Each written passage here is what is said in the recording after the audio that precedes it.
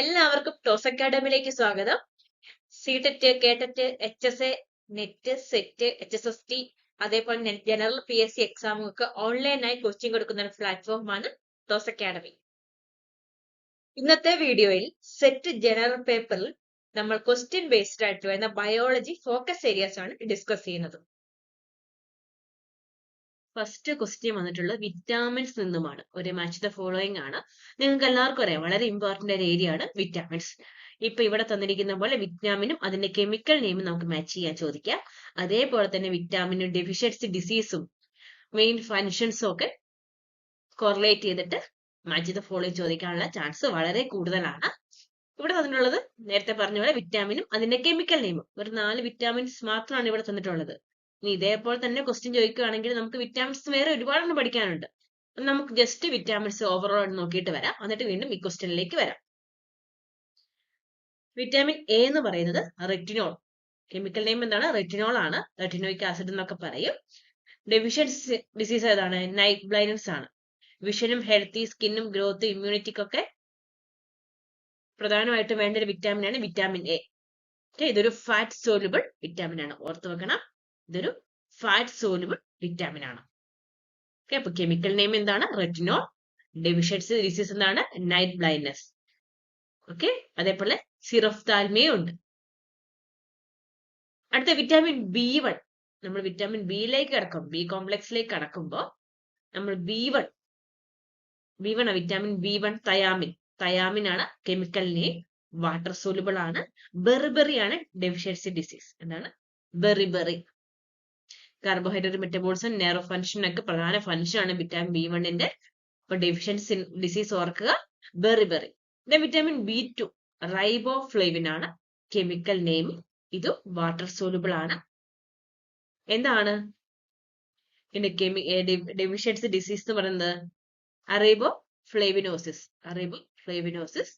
കീലോസിസ്, glottis എന്നൊക്കെ പറയും. അപ്പൊ അത് ഓർത്ത് വെക്കണം. മറ്റേ B3, വിറ്റാമിൻ B3യിലേക്ക് വരും, നിയാസിൻ ആണ്. Nicotinic acid. Niacin water soluble ആണ്. പെലാഗ്ര ആണ് ഡെഫിഷ്യൻസി ഡിസീസ് എന്ന് പറയുന്നത്, ഓർത്ത് വെക്കണം. 3 DS ആണ്. ഏതൊക്കെയാണ്? ഡെർമാറ്റിസിസ്, ഡയേറിയ, ഡെമൻഷ്യ. ഇത് 3 ഡെഫിഷ്യൻസി ഡിസീസ് ആണ് ഇതിൽ വരുന്നത്. എനർജി പ്രൊഡക്ഷൻ, നെർവസ് സിസ്റ്റത്തിന്റെ ഒക്കെ ഫംഗ്ഷൻ ഒക്കെയാണ് വിറ്റാമിൻ B3യുടേത്. അതേപോലെ അടുത്താണ് B5, pantothenic acid. Water soluble ആണ്. റയർ ഫെറ്റിക്, നംനെസ് ഒക്കെയാണ് നമുക്ക് ഡിസീസ് ഡെഫിഷ്യൻസിയിൽ പറയാനുള്ളത്. പാൻറ്റോതെനിക് ആസിഡ് അത് ഓർത്ത് വെക്കുക, വാട്ടർ സോലുബിൾ ആണെന്ന കാര്യം ഓർത്ത് വെക്കുക. B6ലേക്ക് ഒരു പൈറഡോക്സിൻ, അനീമിയ, ഡെർമേറ്റിയസിസ്, ന്യൂറോപ്പതി. ഇതൊക്കെയാണ് ഡെഫിഷ്യൻസി ഡിസീസസ്. ഇതും വാട്ടർ സോലുബിൾ ആണ്. നമ്മൾ ഇത്ര നേരം പറഞ്ഞ വിറ്റാമിൻ എ വെച്ച് ബി മൊത്തം എന്താണ്? വാട്ടർ സോലുബിൾ ആണെന്ന് ഓർക്കണേ. അത് B7 biotin, water soluble. Dermatitis, hair loss ഒക്കെയാണ് അതിന്റെ deficiency syndrome. B9 folic acid. B9 folic acid എന്താണ്? മെഗാലോബ്ലാസ്റ്റിക് അനീമിയ ഒക്കെയാണ് മെയിൻ ആയിട്ടുള്ള ഡെഫിഷ്യൻസി സിൻഡ്രം. അടുത്ത വിറ്റാമിൻ B12 ഓർത്ത് വെക്കുക. വിറ്റാമിൻ B12 കൊബാൽമിൻ ഓർത്ത് വെക്കുക. കൊബാൽമിൻ വാട്ടർ സോലുബിൾ ആണ്. പെർനേഷ്യസ് അനീമിയ ഓർത്ത് വെക്കണം. പല അനീമിയന്റെ പേരുണ്ട്. അപ്പൊ പെർനേഷ്യസ് അനീമിയ, മെഗാലോബ്ലാസ്റ്റിക് അനീമിയ. പെർനേഷ്യസ് ഒക്കെ അധികം ക്വസ്റ്റ്യൻ പേപ്പറിൽ കാണാനുള്ളതാണ്, ഓർത്ത് വെക്കണം. B12 ആണ്. കൊബാൽമിൻ ആണ് അതിന്റെ കെമിക്കൽ നെയിം. ഇതൊരു വാട്ടർ സോലുബിൾ ആണ്. ക്ലിയർ ആണല്ലോ? നമ്മൾ ബി കഴിഞ്ഞു. ഇനി വിറ്റാമിൻ സിയിലേക്ക് വരുമ്പോൾ ഏതാണ്? അസ്കോർബിക് ആസിഡ് ആണ് അതിന്റെ കെമിക്കൽ നെയിം. വാട്ടർ സോലുബിൾ ആണ്. സ്കർവി ഏതാണ്? ഓർത്ത് വെക്കണം. ഇമ്പോർട്ടന്റ് ആണ്. Scurvy vitamin C deficiency syndrome, scurvy. അടുത്ത വിറ്റാമിൻ ഡി, കാൽസിഫെറോൾ ഓർത്ത് വെക്കുക. റിക്കറ്റ്സ് ആണ് ചിൽഡ്രൻസ് നമ്മൾ അധികം കാണുന്നത്. അഡൽട്സില് ഓസ്റ്റിയോമൽസിയ ആണ് ഡെഫിഷ്യൻസി സിൻഡ്രം. ചിൽഡ്രൻസിൽ ഓർത്ത് വെക്കുക റിക്കറ്റ്സ്. വിറ്റാമിൻ ഡിയുമായിട്ട് ബന്ധപ്പെട്ടതാണ്. ഏതാണ് chemical name? Calciferol. Vitamin E, tocopherol. Tocopherol എന്താ കെമിക്കൽ നെയിം? വിറ്റാമിൻ ഇയുടെ ടോക്കോഫിറോൾ. ഫാറ്റ് സോലുബിൾ ആണ്. നേരത്തെ പറയാൻ മറന്നു, വിറ്റാമിൻ ഡിയും ഫാറ്റ് സോലുബിൾ ആണ്. എ കഴിഞ്ഞാൽ പിന്നെ നമ്മളിപ്പോ സ്റ്റാർട്ട് ചെയ്യുന്നത് ഡിയിലാണ്. അപ്പൊ A D E K, vitamin A D E K fat സോലുബിളും വിറ്റാമിൻ ബി മൊത്തവും അതേപോലെ വിറ്റാമിൻ സി വാട്ടർ സോലുബിൾ എന്നുള്ള കാര്യം ഓർത്ത് വെക്കുക. ഓക്കെ, മസിൽ വീക്ക്നെസ് ഒക്കെയാണ് വിറ്റാമിൻ ഇയുടെ ഡെഫിഷ്യൻസി സിൻഡ്രം. വിറ്റാമിൻ കെ എന്താണ്? ഫില്ലോക്വിനോൺ. ഫില്ലോക്വിനോൺ K1, അതേപോലെ മെനാക്വിനോൺ. മെനാക്വിനോൺ അതിങ്ങനെ കെമിക്കൽ നെയിം വരുന്നത്. എക്സസീവ് ബ്ലീഡിംഗ് ആണ് വിറ്റാമിൻ കെയുടെ ഡെഫിഷ്യൻസി സിൻഡ്രം. കാരണം എന്താണ്? അതിന്റെ ഫംഗ്ഷൻ എന്താണ് നമുക്ക് അറിയാലോ, ബ്ലഡ് ക്ലോട്ടിങ്ങിന് സഹായിക്കുകയാണ്. അപ്പൊ അത് സംഭവിച്ചാൽ എന്ത് ചെയ്യും? ബ്ലീഡിംഗ് നടക്കും ഡെഫിഷ്യൻസി ഉണ്ടെങ്കിൽ. ക്ലിയർ ആണല്ലോ? അപ്പൊ നമ്മൾ ഓവറോൾ ആയിട്ട് വിറ്റാമിൻസ് നമ്മൾ കണ്ടു കഴിഞ്ഞു. നമുക്ക് ചില വിറ്റാമിൻസും അതിന്റെ മെമ്മറി കോഡും ഒന്ന് ഓർത്ത് വെക്കാം. ഒരു ടേബിൾ ഞാനിവിടെ കൊടുത്തിട്ടുണ്ട്. നിങ്ങൾ നിങ്ങളുടേതായ രീതിയിൽ കോഡ് ഉണ്ടാക്കാൻ പറ്റിയ കോഡ് ഉണ്ടാക്കുക. വിറ്റാമിൻ എ നമുക്കറിയാം, കെമിക്കൽ നെയിം എന്താണ്? റെറ്റിനോൾ. വിറ്റാമിൻ എന്റെ ഫംഗ്ഷൻ എന്തായിരുന്നു? നമ്മുടെ വിഷന് വേണ്ടിയിട്ടാണ് അല്ലെ?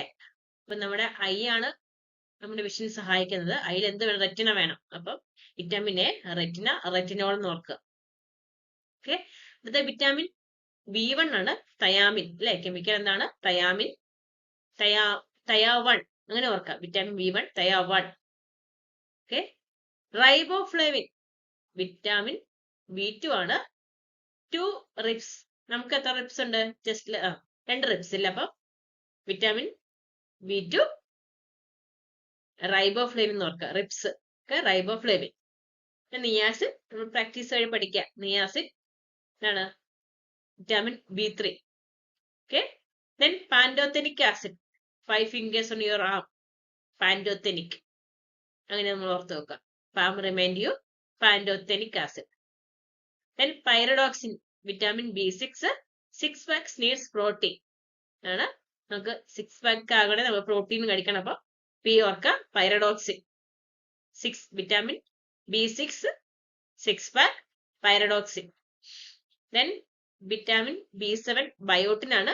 ബ്യൂട്ടി വിറ്റാമിൻ ഏതാണ്? Beauty vitamin biotin. Then folic acid. Correct ആയിട്ട് പറയാം. ഫോളിക് ആസിഡ് എന്താണ്? 9 month പ്രഗ്നൻസി നമ്മൾ കഴിക്കുന്ന ഒരു മെഡിസിൻ ആണ് ഫോളിക് ആസിഡിന്റെ ഗുളിക അല്ലേ? ഓക്കെ, അപ്പൊ vitamin B9 folic acid 9 month pregnancy ഓർക്കുക. Then cobalamin. കൊബാൽമിൻ എന്താണ്? വിറ്റാമിൻ B12 ആണ്. ബ്ലഡിന്റെ സെൽ ഫോർമേഷൻ ആണ്. ബ്ലഡ് ഫോർമേഷൻ ആണ് സഹായിക്കുന്നത്. ദെൻ നമ്മുടെ സിട്രസിലൊക്കെ കാണുന്നതാണ് എന്ത്? Ascorbic acid. Vitamin C. Vitamin C citrus അല്ലെ? ഓറഞ്ച് പോലത്തെ ഫ്രൂട്ടിലൊക്കെ കാണുന്നതാണ്. അതെന്താ? Rich in vitamin C. അതിൽ അടങ്ങിയിരിക്കുന്ന അബ്സോർബിക് ആസിഡ് AC എന്നൊക്കെ ഓർക്ക്. Okay, vitamin D. Vitamin D എന്ന calciferol. Calciferol vitamin D calcifero കാൽസ്യത്തിന്റെ അബ്സോർപ്ഷൻ സഹായിക്കുന്നതാണ് വിറ്റാമിൻ ഡി. അപ്പൊ കാൽസിഫെറോ കാൽസ്യം എന്ന് ഓർക്കുക. Then vitamin E tocopherol cell protection ഒക്കെയാണ്, പഠിച്ചു വെക്കുക. Then phylloquinone vitamin K phylloquinone function എന്താണ്? ബ്ലഡ് ക്ലോട്ടിംഗ് ആണ് അല്ലേ? കൊയാഗുലേഷൻ. കെ ഓർക്കുക. Vitamin K phylloquinone. എല്ലാം ഒന്നും പഠിച്ചിട്ടില്ലെങ്കിലും ചില കോഡ് അറിഞ്ഞിട്ടുണ്ടെങ്കിൽ നമുക്ക് ബാക്കി എളുപ്പത്തിൽ ക്വസ്റ്റ്യൻ അറ്റൻഡ് ചെയ്യാൻ സാധിക്കും. പറ്റുന്ന പോലെ പഠിച്ചു വെക്കും. അത് അതുപോലെ നിങ്ങൾ ഡെഫിഷ്യൻസി ഡിസീസസ് കൂടി ഓർത്ത് വെക്കണേ, അതും ഇമ്പോർട്ടന്റ് ആണ്. അപ്പം വിറ്റാമിൻ എയും ഡിയും ഇയും കെയും ഫാറ്റ് സോലുബിൾ ആണ്. ദെൻ വിറ്റാമിൻ ബി കോംപ്ലക്സ് മുഴുവൻ B1 മുതൽ 12 വരെ എന്താണ്? അതുപോലെ വിറ്റാമിൻ സിയും വാട്ടർ സോലുബിൾ ആണെന്ന കാര്യം ഓർത്ത് വെക്കുക. ക്വസ്റ്റ്യനിലേക്ക് തിരിച്ചു വരാം. ഇവിടെ വിറ്റാമിൻസും അതിന്റെ കെമിക്കൽ നെയിമും ആണ് നമുക്ക് മാച്ച് ചെയ്യേണ്ടത്. അപ്പൊ നമ്മൾ പറഞ്ഞ കോഡൊക്കെ വെച്ച് ഓർത്ത് നോക്കാം. വിറ്റാമിൻ സി സിട്രസിന് ഓർക്കുക. അതിലേതായിരുന്നു കെമിക്കൽ നെയിം? വിറ്റാമിൻ സിയുടെ അസ്കോർബിക് ആസിഡ്. ഓർമ്മയുണ്ടല്ലോ? Ascorbic acid. ആസിഡ് ഓർക്കുക. നമുക്കറിയാം നാരങ്ങയിലും ഓറഞ്ചിലൊക്കെ ആസിഡ് അടങ്ങിയിട്ടുണ്ട് അല്ലെ. അപ്പൊ vitamin C citrus, ascorbic acid. Then vitamin A retinol, retina അല്ലെ. എന്തിനായിരുന്നു? വിഷന് വേണ്ടിയിട്ടാണ് വിറ്റാമിൻ എ. അപ്പൊ നമുക്ക് വിഷന് എന്ത് വേണം? ഐ വേണം. ഐയില് റെറ്റിന വേണം. അപ്പൊ റെറ്റിനോൾ ഓർക്കുക. ഓക്കെ. അപ്പൊ നമ്മള് A3 വരണം. A3 ഇല്ലാത്തൊക്കെ നമുക്ക് ആദ്യം ഒഴിവാക്കാം. നമുക്ക് എളുപ്പത്തിൽ ഓപ്ഷനിൽ എത്താൻ സാധിക്കും. ദെൻ ബി വരുന്നത് 4 ആണ്. B4 ഇല്ലാത്ത ഒഴിവാക്കാം. ഓക്കെ. നമ്മൾ മുമ്പ് 2 ഓപ്ഷൻ ഇനി ബാക്കിയുള്ളൂ. ഇനി B9 folic acid. B9 9 month pregnancy നമ്മൾ കൊടുക്കുന്നത് എന്തായിരുന്നു? ഫോളിക് ആസിഡ് അല്ലേ. Then C1. അപ്പൊ രണ്ടാമത്തെ ഓപ്ഷൻ ഒഴിവാക്കി നമ്മൾ കറക്റ്റ് ഓപ്ഷനിലെത്തി. വിറ്റാമിൻ ഡി എന്തിനായിരുന്നു? Vitamin D essential for calcium absorption. എന്റെ നെയിം എന്താണ്? Calciferol. Calciferol. Okay. D2. Okay. First option ആണ് ശരി. ക്ലിയർ ആണല്ലോ. അപ്പൊ നമുക്ക് എല്ലാം ഒന്നും ഓർമ്മയില്ലേലും ജസ്റ്റ് ഒരു കുറച്ചെണ്ണം ഓർത്ത് നോക്കുകയാണെങ്കിൽ നമുക്ക് കറക്റ്റ് മാച്ച് ഫോളോയിങ് ഒക്കെ അറ്റൻഡ് ചെയ്യാൻ സാധിക്കും. ക്ലിയർ ആണല്ലോ. അപ്പൊ ഇതേപോലെ ഡെഫിഷ്യൻസി ഡിസീസും ഓർത്ത് വെക്കുക. അടുത്ത ക്വസ്റ്റ്യൻ വീണ്ടും ഒരു മാച്ച് ദ ഫോളോയിങ് ആണ്. നമ്മുടെ ഹ്യൂമൻ ബ്ലഡിലെ കമ്പോണൻസും അതിന്റെ പ്രധാന ഫങ്ഷൻസും ആണ് ഇവിടെ നമുക്ക് മാച്ച് ചെയ്യേണ്ടത്. നമുക്ക് ആദ്യം ജസ്റ്റ് ബ്ലഡ് കമ്പോണൻസും അതിന്റെ ഫങ്ഷൻസും ഒന്ന് കണ്ടിട്ട് വരാം. Important functions of blood components. ആദ്യം പ്ലാസ്മ. ഒരു 50-55% എത്ര എന്തായിരിക്കും നമ്മുടെ ബ്ലഡിൽ? പ്ലാസ്മ ആയിരിക്കും അല്ലെ. എന്തിനാണ്? അതിന്റെ മെയിൻ ഫങ്ഷൻ എന്താണ്? ന്യൂട്രിയൻസ്, ഹോർമോൺസ്, പ്രോട്ടീൻസ് ഇതിനൊക്കെ ട്രാൻസ്പോർട്ട് ചെയ്യുക. ട്രാൻസ്പോർട്ട് മീഡിയം ആണ് പ്ലാസ്മ എന്ന് പറയുന്നത്. അതേപോലെ maintains blood volume. Main function ഓർത്ത് വെക്കുക, ട്രാൻസ്പോർട്ട് മീഡിയ എന്ന് ഓർത്ത് വെക്കുക. ദെൻ അടുത്താണ് എരിത്രോസൈറ്റ്. എരിത്രോസൈറ്റ് എന്താ? RBC റെഡ് ബ്ലഡ് സെൽസ് ആണ് എരിത്രോസൈറ്റ് എന്ന് പറയുന്നത്. അപ്പം ട്രാൻസ്പോർട്ട് ഓക്സിജൻ ആണ് മെയിൻ ഫങ്ഷൻ. എങ്ങനെയാണ്? ഹീമോഗ്ലോബിൻ വഴി ഓക്സിജനെ ട്രാൻസ്പോർട്ട് ചെയ്യാം. അഡീഷണൽ ആയിട്ട് നമ്മൾ പറയുമ്പോൾ carry part of carbon dioxide help maintain എന്താണ്? Acid base balance. pH maintain ചെയ്യുന്നു. ദെൻ ഹീമോഗ്ലോബിൻ നേരത്തെ പറഞ്ഞ പോലെ തന്നെ എന്താണ്? ഓക്സിജനെ ബൈൻഡ് ചെയ്തിട്ട് ട്രാൻസ്പോർട്ട് ചെയ്യും. അതേപോലെ ഇതിനെയും ചെയ്യുന്നു, കാർബൺ ഡൈ ഓക്സൈഡിനെ. ഇത് act as a blood buffer to maintain pH. ഓർത്ത് വെക്കണേ. അടുത്താണ് leukocyte. WBC white blood cells ആണ് ലൂക്കോസൈറ്റ് എന്ന് പറയുന്നത്. നമ്മുടെ ബോഡി ഡിഫൻസ് ആണ് main function. Destroy pathogens, produce antibodies, provide immunity ഒക്കെയാണ് ഇതിന്റെ പ്രധാന ഫങ്ഷൻസ് എന്ന് പറയുന്നത്. ലൂക്കോസൈറ്റ് ഓർത്ത് വെക്കുക. അടുത്താണ് പ്ലേറ്റ്ലെറ്റ്സ് എന്ന് പറയുന്നത്. Thrombocytes. Thrombocyte, platelet, blood clotting ആണ് മെയിൻ ഫങ്ഷൻ. ക്ലോട്ടിങ്ങിന് വേണ്ട ഫാക്ടേഴ്സിനൊക്കെ റിലീസ് ചെയ്യുക. അതേപോലെ help repair damaged blood vessels. Main functions എന്തായാലും ഓർത്ത് വെക്കണേ. Plasma, erythrocyte, haemoglobin, leukocyte, platelet. Then ഈ ഒരു വൈറ്റ് ബ്ലഡ് സെൽസിന്റെ ടൈപ്സ് കൂടി ഒന്ന് ഓർത്ത് വെക്കുക. Neutrophil, ഈസ്നോഫില്, basophil, lymphocyte, monocyte. ഇത്രയും ടൈപ്പ് വൈറ്റ് ബ്ലഡ് സെൽസ് ഉണ്ട്, ലൂക്കോസൈറ്റ്സുകൾ ഉണ്ട്. അതിന്റെ ഫങ്ഷൻ ഓർത്ത് വെക്കണം. ന്യൂട്രോഫിലിന് എന്താണ് function? Phagocytosis of bacteria. First line of defence ആണത്. എന്താണ്? നമ്മൾ ഉള്ളിൽ കയറുന്ന ബാക്ടീരിയനൊക്കെ എന്ത് ചെയ്യുക? വിഴുങ്ങിക്കളയുക അല്ലെ. അതാണ് ഫാഗോസൈറ്റോസിസ് ഓഫ് ബാക്ടീരിയ എന്ന് പറയുന്നത്. ആരാണ് ചെയ്യുന്നത്? ന്യൂട്രോഫിൽസ് ആണ് ചെയ്യുന്നത്. ഈസ്നോഫിൽ എന്താണ്? Eosinophil destroy parasite involve in allergic reactions. Allergic reaction involve ചെയ്യുന്ന സെൽ ടൈപ്പ് ഏതാണ്? വൈറ്റ് ബ്ലഡ് സെൽസ് ഏതാണ്? ഈസ്നോഫിൽ. ഓർത്ത് വെക്കണേ. അങ്ങനെ എനിക്ക് ചോദ്യം വരിക അലർജിക് റിയാക്ഷനുമായിട്ട്. ബേസോഫിൽ എന്താണ്? Release histamine and heparin during inflammation. Lymphocyte B ടൈപ്പും ഉണ്ട്, ടി ടൈപ്പ് സെല്ലും ഉണ്ട്. സ്പെസിഫിക് ഇമ്മ്യൂണിറ്റി ആണ്, antibody production, cell mediated immunity. ലിംഫോസൈറ്റിനെ ഓർക്കുക, ഇമ്മ്യൂണിറ്റിനെ ഓർക്കുക.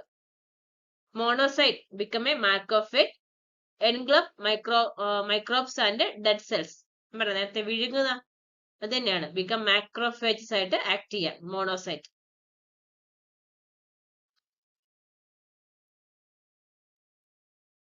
അപ്പൊ നമുക്ക് വീണ്ടും ക്വസ്റ്റ്യനിലേക്ക് വരാം. ക്വസ്റ്റ്യൻ ലിസ്റ്റ് 1 എന്താണുള്ളത്? ബ്ലഡ് കമ്പോണൻസ് ആണ്. ലിസ്റ്റ് 2 അതിന്റെ functions. Then erythrocyte function RBC function help in blood clotting ആണോ, carries oxygen carbon dioxide ആണോ, maintain acid base balance of blood ആണോ, fight infections and provides immunity? ഇതിൽ ഏതാണ് ഏറ്റവും ഉചിതമായത്? നിങ്ങൾ കണ്ടു നമ്മുടെ ലിസ്റ്റ് കണ്ടില്ല, ഹിമോഗ്ലോബിൻ ഉണ്ട്. ഹിമോഗ്ലോബിൻ ഫംഗ്ഷൻ നമുക്ക് എന്തായാലും പറയാം, എന്താണ്? Carries oxygen and carbon dioxide. ഓക്സിജനെ അതേപോലെ കാർബൺ ഡൈ ഓക്സൈഡിനെ കാരി ചെയ്യുന്നു പറഞ്ഞിട്ടുണ്ടായിരുന്നു. അപ്പൊ D2 ആണ്. ആദ്യം അത് മാർക്ക് ചെയ്യാം. Okay, D2.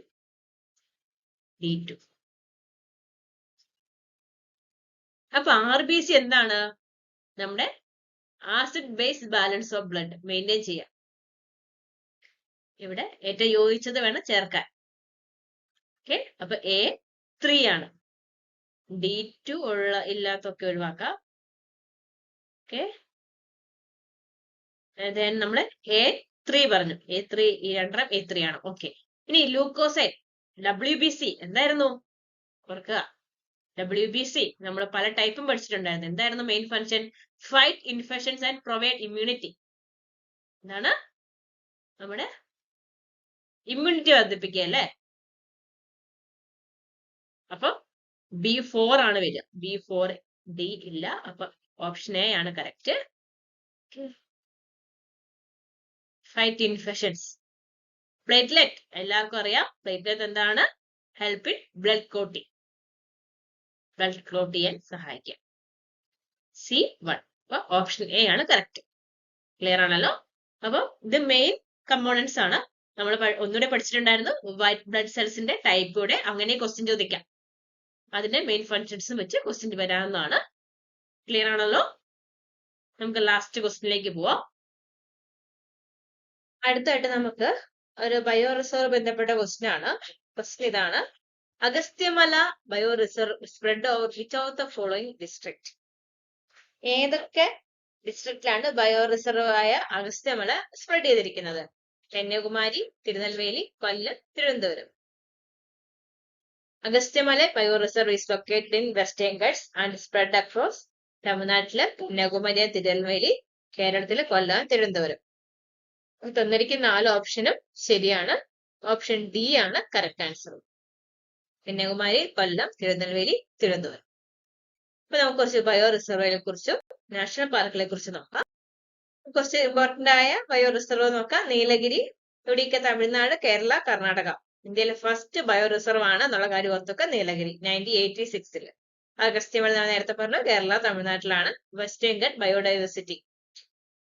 സുന്ദർബൻസ് വെസ്റ്റേൺ ബംഗാളിലാണ്. ലാർജസ്റ്റ് മാംഗ്രൂവ് ഫോറസ്റ്റ് ആണ് Sundarbans. Royal Bengal tiger special feature ആണ്. നന്ദാദേവി ഉത്തരാഖണ്ഡിലാണ്, ഹിമാലയൻ ബയോഡൈവേഴ്സിറ്റി. അതേപോലെ ഗൾഫ് ഓഫ് മന്നാർ തമിഴ്നാട്ടില് മറൈൻ ബയോ റിസർവ് ആണ്. മറൈൻ റിസർവ് ആണ് ഗൾഫ് ഓഫ് മന്നാർ. മനാസ് ആസാമിലാണ്. UNESCO site one horn rhino. ഓർത്ത് വെക്കണേ. കോൾഡ് ഡെസേർട്ട് ആണ് ഹിമാലയ പ്രദേശിലാണ് cold desert. Trans Himalayan region ആണ് സ്പെഷ്യൽ ഫീച്ചർ എന്ന് പറയുന്നത്. Great Nicobar, Andaman നിക്കോബാറിലാണ് tropical rain forest ആണ്. ഇങ്ങനെ പ്രധാനപ്പെട്ട ബയോ റിസർവുകളെ കുറിച്ച് നിങ്ങൾ നോട്ട് ചെയ്ത് വെക്കണം. അവരുടെ സ്റ്റേറ്റുകൾ, അത് ഉൾക്കൊള്ളുന്ന സ്പെഷ്യൽ ഫീച്ചർ എന്താണെന്നുള്ളതും. നാഷണൽ പാർക്ക് കൂടി നിങ്ങൾ ഓർത്ത് വെക്കുക. നമുക്ക് ബയോ റിസർവ്, നാഷണൽ പാർക്കുകളൊക്കെ ബയോളജിയിൽ വരാൻ നമുക്ക് വളരെ ചാൻസ് ഉള്ള ഒരു ഏരിയ ആണ്. അതുകൊണ്ട് നിങ്ങൾ മാക്സിമം അങ്ങനെയുള്ള കാര്യങ്ങളൊക്കെ നോട്ട് ചെയ്ത് വെക്കണം. ഇവിടെ കുറച്ച് കാര്യം നമുക്ക് നോക്കാം. നാഷണൽ പാർക്ക് സ്റ്റേറ്റ് ഏതാണെന്നുള്ള കാര്യം, അതുപോലെ ഏതിനാണ് അത് ഫേമസ്? ജിം കോർബറ്റ് ഉത്തരാഖണ്ഡിലാണ്. ഫസ്റ്റ് നാഷണൽ പാർക്ക് ആണ്. അതുപോലെ ഒരു ഫേമസ് ഫോർ ടൈഗർ ആണ്. 1936 first national park Jim Corbett. അതുപോലെ ഗിർ ഗുജറാത്തിലാണ്. ലിഷാൻജിക് ലയൺ. അതുപോലെ ഓർത്ത് വെക്കണേ, ബന്ദിപ്പൂര് കർണാടകയിൽ ടൈഗർ റിസർവ് ആണ്. പെരിയാർ കേരളയിൽ എലിഫന്റ്സ് ആണ്. അതുപോലെ മാംഗ്രൂവ് ഫോറസ്റ്റ് ടൈഗർ വെസ്റ്റ് ബംഗാളിലാണ്. Sundarbans national park. കസിറംഗ ആസാമിലാണ്. One horn rhinoceros. അതേപോലെ ഓർത്ത് വെക്കേണ്ടതാണ് സ്നോ ലിയോപാർഡ് ലഡാക്കില് ഹെമിക്സ് ആണ്. നാഷണൽ പാർക്ക് ഹെമിക്സില് ലഡാക്കിലാണ് സ്നോ ലിയോപാർഡ് ആണ് ഫേമസ് ആയിട്ടുള്ളത്. അതുപോലെ നിങ്ങൾ Silent Valley Kerala tropical evergreen forest ആണ്. നമ്മുടെ അവസാനമായി സൈലന്റ് വാലിയിലെ കുറച്ച് ഫീച്ചേഴ്സ് കൂടെ നോക്കിക്കൊണ്ട് നമുക്ക് ക്ലാസ് നിർത്താം. Location Palakkad district, Kerala. 1984 national പാർക്കായിട്ട് ഡിക്ലെയർ ചെയ്തത്. അതേപോലെ മൗണ്ടൻ റേഞ്ച് വെസ്റ്റേൺ ഗട്ട്സ് ആണ്, നീലഗിരി ഹിൽസ്. നമ്മൾ സൈലന്റ് വാലി കാണുന്ന പുഴയുടെ പേര് കുന്തിപ്പുഴ എന്നാണ്. ദെൻ ഫോറസ്റ്റ് ടൈപ്പ് ഏതാണ്? ട്രോപ്പിക്കൽ എവർഗ്രീൻ ഫോറസ്റ്റ് ആണ്. Famous for lion tailed macaque, ഒരു എൻഡേഞ്ചേർഡ് സ്പീഷീസ് ആണ്.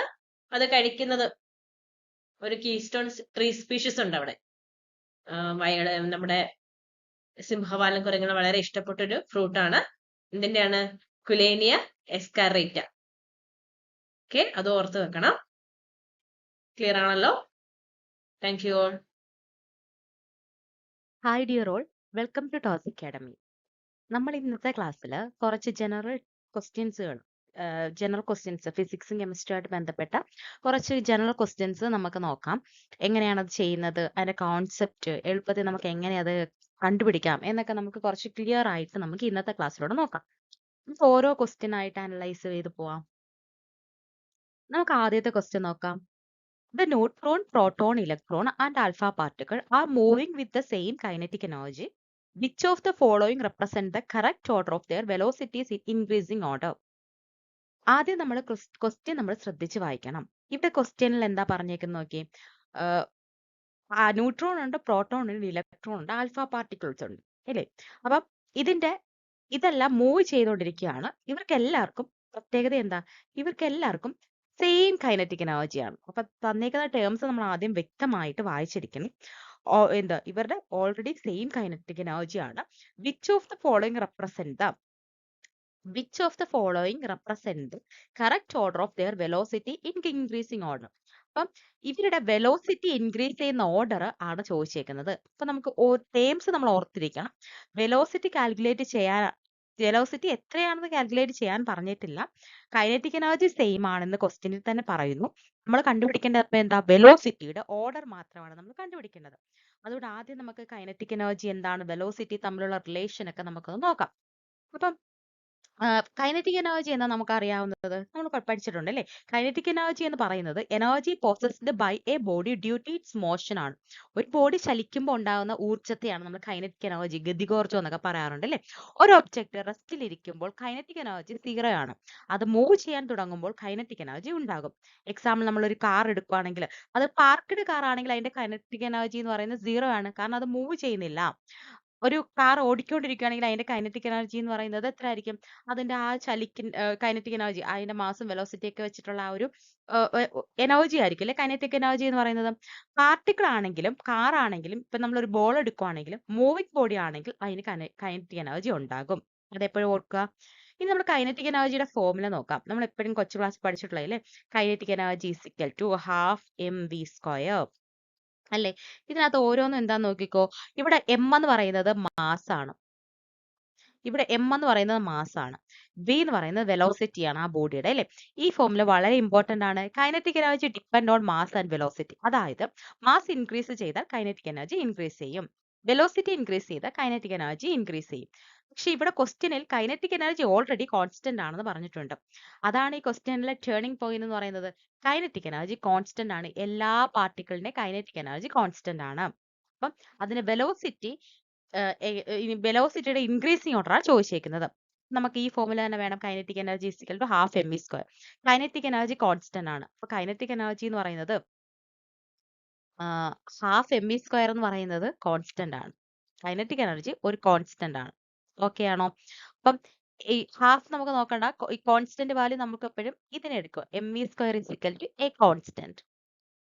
അതായത് v² is equal to v² എന്ന് പറയുന്നത് വെലോസിറ്റി പ്രപ്പോർഷണൽ ടു 1/m.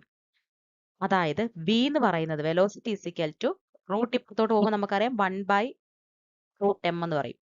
അപ്പം പ്രപ്പോർഷണൽ ആണ്. അപ്പൊ v പ്രപ്പോർഷണൽ ടു 1/√m എന്ന് പറയും. അതായത് മാത്തമാറ്റിക്കൽ റിലേഷൻ ആണ്. നമ്മൾ നോക്കുകയാണെങ്കിൽ മാസ് എന്ന് പറയുന്നത് വെലോസിറ്റിക്ക് ഇൻവേഴ്സ്ലി പ്രൊപ്പോർഷണൽ ആണ്. അതായത് മാസ് കൂടിയ വെലോസിറ്റി കുറയും, മാസ് കുറഞ്ഞ വെലോസിറ്റി കൂടും. ഇത് മാത്രം ഓർത്താൽ മതി ഈ ഒരു ടൈപ്പ് ക്വസ്റ്റ്യൻ നമ്മൾ ചെയ്യാൻ വേണ്ടിയിട്ട്. സോ നമുക്ക് നോക്കാം, ഒരു സിമ്പിൾ എക്സാമ്പിൾ നോക്കാം. നിങ്ങൾ ഒരു ടെന്നീസ് ബോളും ഒരു ഫുട്ബോളും എടുത്ത് സെയിം എമൗണ്ട് ഫോഴ്സ് യൂസ് ചെയ്ത് എറിയുവാണെങ്കിൽ എന്താ സംഭവിക്കുന്നത്? ടെന്നീസ് ബോൾ വളരെ ഫാസ്റ്റ് ആയിട്ട് പോകും. ഫുട്ബോൾ അത്രയും ഫാസ്റ്റ് പോകില്ല. റീസൺ എന്താ? ടെന്നീസ് ബോൾ ഭയങ്കര ചെറുതാണ്. അതിന് മാസ് കുറവാണ്. ഫുട്ബോൾ ഭയങ്കര ഹെവിയാണ്. അപ്പൊ നമുക്ക് കൈനറ്റിക് എനർജി എങ്ങനെയാ കൂടുന്നതെന്ന് മനസ്സിലായി. മീൻസ് വെലോസിറ്റി എങ്ങനെയാ കൂടുന്നത്?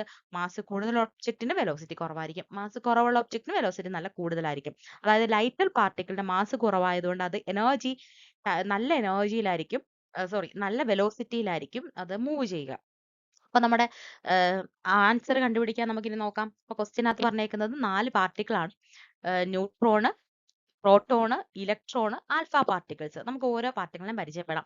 Neutron, proton, electron. ഇത് നമ്മുടെ ആറ്റത്തിനകത്തുള്ള പാർട്ടിക്കിൾ അല്ലേ? ആറ്റം എന്ന് പറയുന്നത് നമുക്കറിയാം എല്ലാ ദ്രവ്യത്തിന്റെയും അല്ലെങ്കിൽ എല്ലാ മാറ്ററിന്റെയും ഒരു ഫണ്ടമെന്റൽ പാർട്ടിക്കിൾ ആണ് ആറ്റം എന്ന് പറയുന്നത്. എല്ലാ എലമെന്റ്സിനകത്തുള്ള അല്ലേ? അപ്പൊ ആറ്റത്തിന് ഒരു ന്യൂക്ലിയസ് ഉണ്ടെന്ന് നമ്മൾ പഠിച്ചിട്ടുണ്ട്. ആറ്റത്തിന് ചുറ്റിനും അതിന് ഓർബിറ്റലുകളിൽ ഇലക്ട്രോൺസ് മൂവ് ചെയ്യുന്നുണ്ട്. ആറ്റത്തിനുള്ളിലുള്ള ന്യൂക്ലിയസിൽ കാണപ്പെടുന്ന കണങ്ങളാണ് പ്രോട്ടോണുകളും ന്യൂട്രോണുകളും ആണല്ലോ. ഓക്കെ, ഇനി നമുക്ക് ഈ ആറ്റത്തിന് ചുറ്റിനും ഷെല്ലുകളാണ് ഇലക്ട്രോൺ മൂവ് ചെയ്യുന്നത്. ഇലക്ട്രോൺ ആറ്റത്തിന് പുറത്ത് കാണുന്ന നെഗറ്റീവ്ലി ചാർജ്ഡ് ആയിട്ടുള്ള പാർട്ടിക്കിൾ ആണ്. ഇതിന്റെ ഏകദേശം മാസ് വരുന്നത് 0.00055 അറ്റോമിക് യൂണിറ്റ് AMU ആണ്. അതുകൊണ്ട് ഇത് ഭയങ്കര ലൈറ്റർ ആയിട്ടുള്ള പാർട്ടിക്കിൾ ആണ്. ആറ്റത്തിൽ ഏറ്റവും കൂടുതൽ വെയിറ്റ് കുറഞ്ഞ ഒരു പാർട്ടിക്കിൾ ആണ് ഇലക്ട്രോൺ എന്ന് പറയുന്നത്. രണ്ടാമത് പറഞ്ഞേക്കുന്ന ആളാണ് പ്രോട്ടോൺ എന്ന് പറയുന്നത്. അപ്പൊ നോക്കാം, പ്രോട്ടോൺ എന്ന് പറഞ്ഞാൽ പ്രോട്ടോൺ എന്ന് പറഞ്ഞാൽ ന്യൂക്ലിയസിൽ കാണപ്പെടുന്ന പോസിറ്റീവ്ലി ചാർജ്ഡ് പാർട്ടിക്കിൾ ആണ് പ്രോട്ടോൺ എന്ന് പറയുന്നത്. പ്രോട്ടോണിന്റെ മാസ് വരുന്നത് ഏകദേശം 1.007 AMU. അതായത് ഇലക്ട്രോണിനെക്കാട്ടി കൂടുതലാണ് പ്രോട്ടോണിന്റെ മാസ് അല്ലെ? 1.007 AMU ആണ്. അപ്പം ഇതിന് കുറച്ചും കൂടെ മാസ് കൂടുതലാണ്. അടുത്തത് ന്യൂട്രോൺ നോക്കാം. ന്യൂട്രോൺ എന്ന് പറയുന്നത് ന്യൂക്ലിയസിൽ തന്നെ കാണപ്പെടുന്ന ന്യൂട്രൽ ആയിട്ടുള്ള പാർട്ടിക്കിൾ ആണ്. ഇതിന്റെ മാസ് ഏകദേശം വരുന്നതെന്ന് പറയുന്നത് ന്യൂട്രോണിന്റെ മാസ് ഏകദേശം വരുന്നതെന്ന് പറഞ്ഞാൽ 1.009 AMU ആണ്. അതായത് കുറച്ച് കൂടുതലാണ് പ്രോട്ടോണിനെ കാട്ടി, ഇത്തിരി കൂടുതലാണ് പ്രോട്ടോണിനെ കാട്ടി. അപ്പൊ നോക്കണേ, ഇപ്പൊ ഏറ്റവും കൂടുതൽ മാസ്, ഏറ്റവും കുറവ് കാണുന്നത് ഇലക്ട്രോൺ ആണ്. അതിനെക്കാട്ടി മാസ് കൂടുതലാണ് ഏറ്റവും മാസ് കുറവ് ഇലക്ട്രോൺ ആണ്. അതിനെക്കാട്ടി മാസ് കൂടുതലാണ് പ്രോട്ടോണിനെക്കാട്ടി മാസ് കൂടുതലാണ് ന്യൂട്രോണിന്. അത് ഓർത്തോണം. ഇനി നമുക്കുള്ള ഒരു പാർട്ടിക്കിൾ ആണ് ആൽഫ പാർട്ടിക്കിൾസ്. കേട്ടിട്ടുണ്ടോ നിങ്ങൾ ആൽഫ പാർട്ടിക്കിൾസ് എന്ന് പറയുന്നത്? ആൽഫ പാർട്ടിക്കിൾ എന്താ? ആൽഫ പാർട്ടിക്കിൾ ഒരു സെപ്പറേറ്റ് പാർട്ടിക്കിൾ അല്ല ആക്ച്വലി.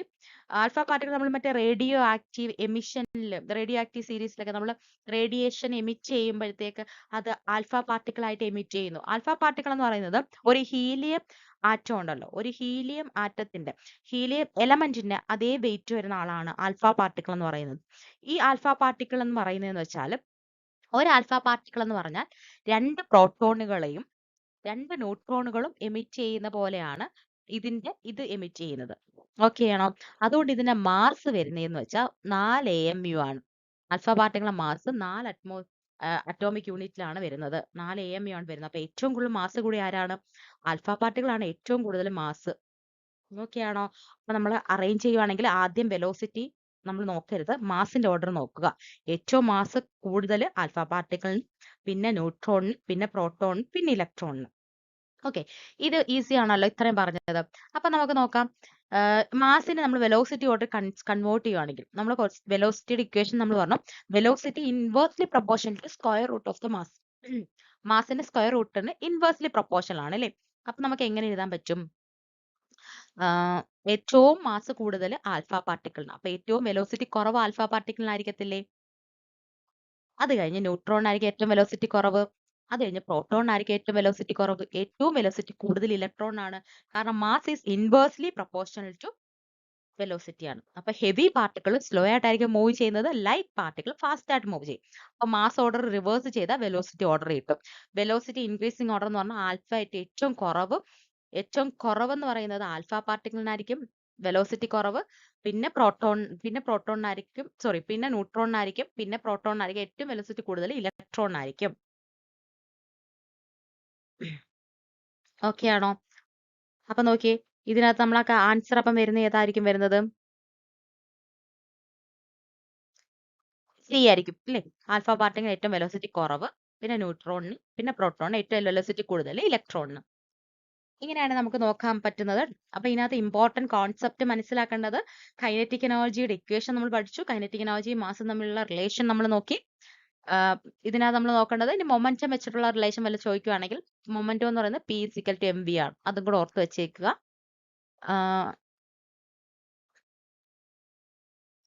സോ ഇത്രയേ ഉള്ളൂ. അടുത്ത ക്വസ്റ്റ്യൻ നോക്കാം. അപ്പൊ അടുത്ത ക്വസ്റ്റ്യൻ നമുക്ക് നോക്കാം. Blue baby syndrome is the result of dash contamination in ground water. അപ്പൊ നോക്കിയേ, ആദ്യം ക്വസ്റ്റ്യൻ നമ്മൾ ശ്രദ്ധിച്ച് വായിക്കാം. ഇവിടെ ക്വസ്റ്റ്യൻ ചോദിക്കുന്നത് ബ്ലൂ ബേബി സിൻഡ്രോം ഉണ്ടാകാൻ കാരണമായ ഗ്രൗണ്ട് വാട്ടറിലെ കണ്ടാമിനന്റ് ഏതാണെന്നാ ചോദിച്ചിരിക്കുന്നത്. Arsenic, chromium, fluoride, nitrate. അപ്പൊ നമുക്ക് നോക്കാം. ബ്ലൂ ബേബി സിൻഡ്രോം എന്താണ് നമ്മൾ അറിഞ്ഞിരിക്കണം അല്ലേ? അപ്പൊ ബ്ലൂ ബേബി സിൻഡ്രോം എന്ന് പറയുന്നത് ഒരു മെഡിക്കൽ കണ്ടീഷൻ ആണ്. ഇതിന്റെ സയന്റിഫിക് നെയിം നമ്മൾ ഓർത്തിരിക്കണം. ചിലപ്പോൾ സയന്റിഫിക് നെയിമിലായിരിക്കും ചോദിക്കുന്നത്. മെത്തോമോഗ്ലോബിനീമിയ എന്നാണ് ഇതിനെ വിളിക്കുന്നത്. നോർമലി നമ്മുടെ ബ്ലഡിൽ ഹീമോഗ്ലോബിൻ ഉണ്ട്, നമുക്കറിയാവുന്നതാണല്ലോ. ഹീമോഗ്ലോബിന്റെ വർക്ക് എന്താണ്? ഓക്സിജൻ ലങ്സിൽ നിന്നും ബോഡിയിലുള്ള എല്ലാ ടിഷ്യൂവിലും കൊണ്ടുപോവുക, അവിടുന്ന് തിരിച്ച് കാർബൺ ഡൈ ഓക്സൈഡ് തിരിച്ച് ലങ്സിൽ എത്തിക്കുക അല്ലേ? പക്ഷെ ചില സിറ്റുവേഷനിൽ ഹീമോഗ്ലോബിൻ മെത്തിമോഗ്ലോബിൻ ആയിട്ട് മാറും. ഹീമോഗ്ലോബിൻ എന്ന് പറയുന്ന ആള് മെത്തിമോഗ്ലോബിൻ ആയിട്ട് മാറും. മെത്തിമോഗ്ലോബിൻ. അതിന്റെ റിസൾട്ട് എന്തായിരിക്കും? മെത്തിമോഗ്ലോബിന് ഓക്സിജൻ എഫിഷ്യന്റ്ലി ക്യാരി ചെയ്യാൻ കഴിയില്ല, അത് ഡിസ്ഫങ്ഷനായി മാറും. ബോഡി ടിഷ്യൂവിൽ ഓക്സിജൻ കുറയും. അതുകൊണ്ട് ടിഷ്യൂവിന് നമുക്ക് ആവശ്യമുള്ള ഓക്സിജൻ എത്താതിരിക്കും ബോഡിയിലെ ടിഷ്യൂസിന്. അതുകൊണ്ട് സ്കിൻ, എസ്പെഷ്യലി നമ്മുടെ ലിപ്സ്, ഫിംഗേഴ്സ്, ടോസ്, അതുകൊണ്ട് തന്നെ ഇതെല്ലാം തന്നെ എന്ത് ചെയ്യും? ബ്ലൂ കളർ ആവും. നമ്മൾ ഈ കൊറോണ സമയത്ത് നമ്മൾ നോക്കിയിട്ട് നമുക്ക് നല്ല രീതിയിൽ ഓക്സിജൻ കിട്ടിയില്ല, നമ്മുടെ നെയിൽസ് ഒക്കെ ഇല്ലേ ബ്ലൂ കളർ ആയിട്ട് മാറും. അതുകൊണ്ടാണ് ഇതിന് നമ്മൾ ബ്ലൂ ബേബി സിൻഡ്രം എന്ന് വിളിക്കുന്നത്. ഇത് മെയിൻലി ബേബീസിനാണ് അഫക്ട് ചെയ്യുന്നത്. എന്തുകൊണ്ടാ? അഡൾട്ട്സിൽ ഇത് കുറവാണ്, ബേബീസിലാണ് ഇത് കൂടുതലായിട്ട് കാണപ്പെടുന്നത്. 6 മന്തിൽ താഴെയുള്ള ഇൻഫന്റ്സിന് ഡൈജസ്റ്റീവ് സിസ്റ്റം ഫുള്ളി മെച്ചുവർ ആവത്തില്ല. അവരുടെ സ്റ്റൊമക്കിൽ ബാക്ടീരിയ സാധാരണ സ്റ്റൊമക്കിൽ ബാക്ടീരിയ നൈട്രേറ്റിനെ നൈട്രേറ്റ് ആക്കി മാറ്റും. നൈട്രേറ്റ് ബ്ലഡിൽ പോയി ഹീമോഗ്ലോബിനെ മെത്തമോഗ്ലോബിൻ ആക്കി മാറ്റും. അങ്ങനെ ഓക്സിജൻ ട്രാൻസ്പോർട്ട് കുറയും. അതുകൊണ്ട് ബേബീസിൽ ഈ ഡിസീസ് കോമൺ ആയിട്ട് കാണപ്പെടാറുണ്ട്. ഈ നൈട്രേറ്റ് എവിടുന്നാ വരുന്നത്? ഇനി ക്വസ്റ്റ്യൻ ഗ്രൗണ്ട് വാട്ടർ കണ്ടാമിനേഷൻ ആണ് നമ്മൾ പറഞ്ഞു. ഗ്രൗണ്ട് വാട്ടറിൽ നൈട്രേറ്റ് എങ്ങനെയാ വരുന്നത്? Nitrogen fertilisers, agriculture run off, animal waste, septic tank, sewage leakage, ഇങ്ങനെയൊക്കെ നൈട്രേറ്റ്സ് ഈ ഒരു ഗ്രൗണ്ട് വാട്ടറിൽ എത്തിച്ചേരുന്നു. അപ്പൊ മഴ വരുമ്പോഴത്തേക്ക് ഇങ്ങനെയുള്ള ഇവിടെ നിന്നൊക്കെ ഒഴുകി ഗ്രൗണ്ട് വാട്ടറിൽ ഇത് വന്ന് ചേരുന്നുണ്ട്. അതുകൊണ്ട് അഗ്രികൾച്ചറൽ ഏരിയസിൽ നൈട്രേറ്റ് കണ്ടാമിനേഷൻ കൂടുതലാണ്. അപ്പൊ നോക്കിയേ, അപ്പൊ ഈ ഇൻഫന്റ്സിലൊക്കെ 6 മാസം പ്രായമുള്ള ബേബീസിലൊക്കെ ഈ നൈട്രേറ്റ് ആക്കുന്നുള്ള ബാക്ടീരിയ വർക്ക് ചെയ്തിട്ട് ഇത് മെത്തിമോഗ്ലോബിനെ ആക്കി കൺവേർട്ട് ചെയ്യുന്നുണ്ട്. നമുക്ക് ഓപ്ഷൻ നോക്കാം. ഓപ്ഷനകത്ത് ആദ്യം തന്നെ ആഴ്സനിക് കണ്ടാമിനേഷൻ. ആഴ്സനിക് എന്ന് പറയുന്നത് ഹെവി മെറ്റൽ ആണ് അല്ലേ? ആഴ്സനിക്കും കണ്ടാമിനേഷൻ ഉണ്ടാക്കാറുണ്ട്. വെസ്റ്റ് ബംഗാളിലും ബീഹാറിലും ആസാമിലും ഒക്കെ ഇത് പ്രശ്നങ്ങൾ ഉണ്ടാക്കാറുണ്ട്. പക്ഷെ ഇതിനെ നമ്മൾ ബ്ലൂ ബേബി സിൻഡ്രം എന്നല്ല വിളിക്കുന്നത്. ഈ ആഴ്സനിക് ഉണ്ടാക്കുന്നത് skin problems, skin cancer, lung cancer ഒക്കെയാണ് ഉണ്ടാക്കുന്നത് ആഴ്സനിക് കേട്ടോ. ഇനി രണ്ടാമത്തെയാണ് ക്രോമിയം. ക്രോമിയം എസ്പെഷ്യലി ഒരു ഇൻഡസ്ട്രിയൽ പൊല്യൂഷൻ ഉണ്ടാക്കുന്ന ആളാണ്, പക്ഷേ ബ്ലൂ ബേബി സിൻഡ്രോം അല്ല. അതുകൊണ്ട് ഫ്ലൂറൈഡ് നമ്മുടെ പല്ലിനെയൊക്കെ പ്രശ്നം ഉണ്ടാക്കുന്ന ആളാണ്. ഓവറായിട്ട് വന്നു കഴിഞ്ഞാൽ ഫ്ലൂറോസിസ് എന്ന ഒരു പ്രശ്നം നമ്മുടെ പല്ലിലൊക്കെ ഉണ്ടാക്കാറുണ്ട്. അപ്പൊ നൈട്രേറ്റ് ആണ് ബ്ലൂ ബേബി സിൻഡ്രോം ഉണ്ടാക്കുന്നത്. അപ്പം എന്താ സംഭവിക്കുന്നത്? നൈട്രേറ്റ് ഗ്രൗണ്ട് വാട്ടറിൽ എക്സസ് ആയി കഴിയുമ്പോൾ ഇത് ബേബി ഈ വെള്ളം കുടിച്ചു കഴിഞ്ഞാൽ നൈട്രേറ്റ് അതിന്റെ ബാക്ടീരിയാസ് നൈട്രേറ്റിനെ നൈട്രൈറ്റ് ആക്കി മാറ്റും. ഈ നൈട്രൈറ്റ് ഹീമോഗ്ലോബിനുമായിട്ട് കമ്പൈൻ ചെയ്തിട്ട് മെത്തിമോഗ്ലോബിൻ ആക്കി മാറും. മെത്തിമോഗ്ലോബിൻ ആണ് ഓക്സിജൻ ട്രാൻസ്പോർട്ട് കുറയ്ക്കുന്ന ആൾ. സ്കിൻ എന്ത് ചെയ്യും? ബ്ലൂ കളർ ആവും.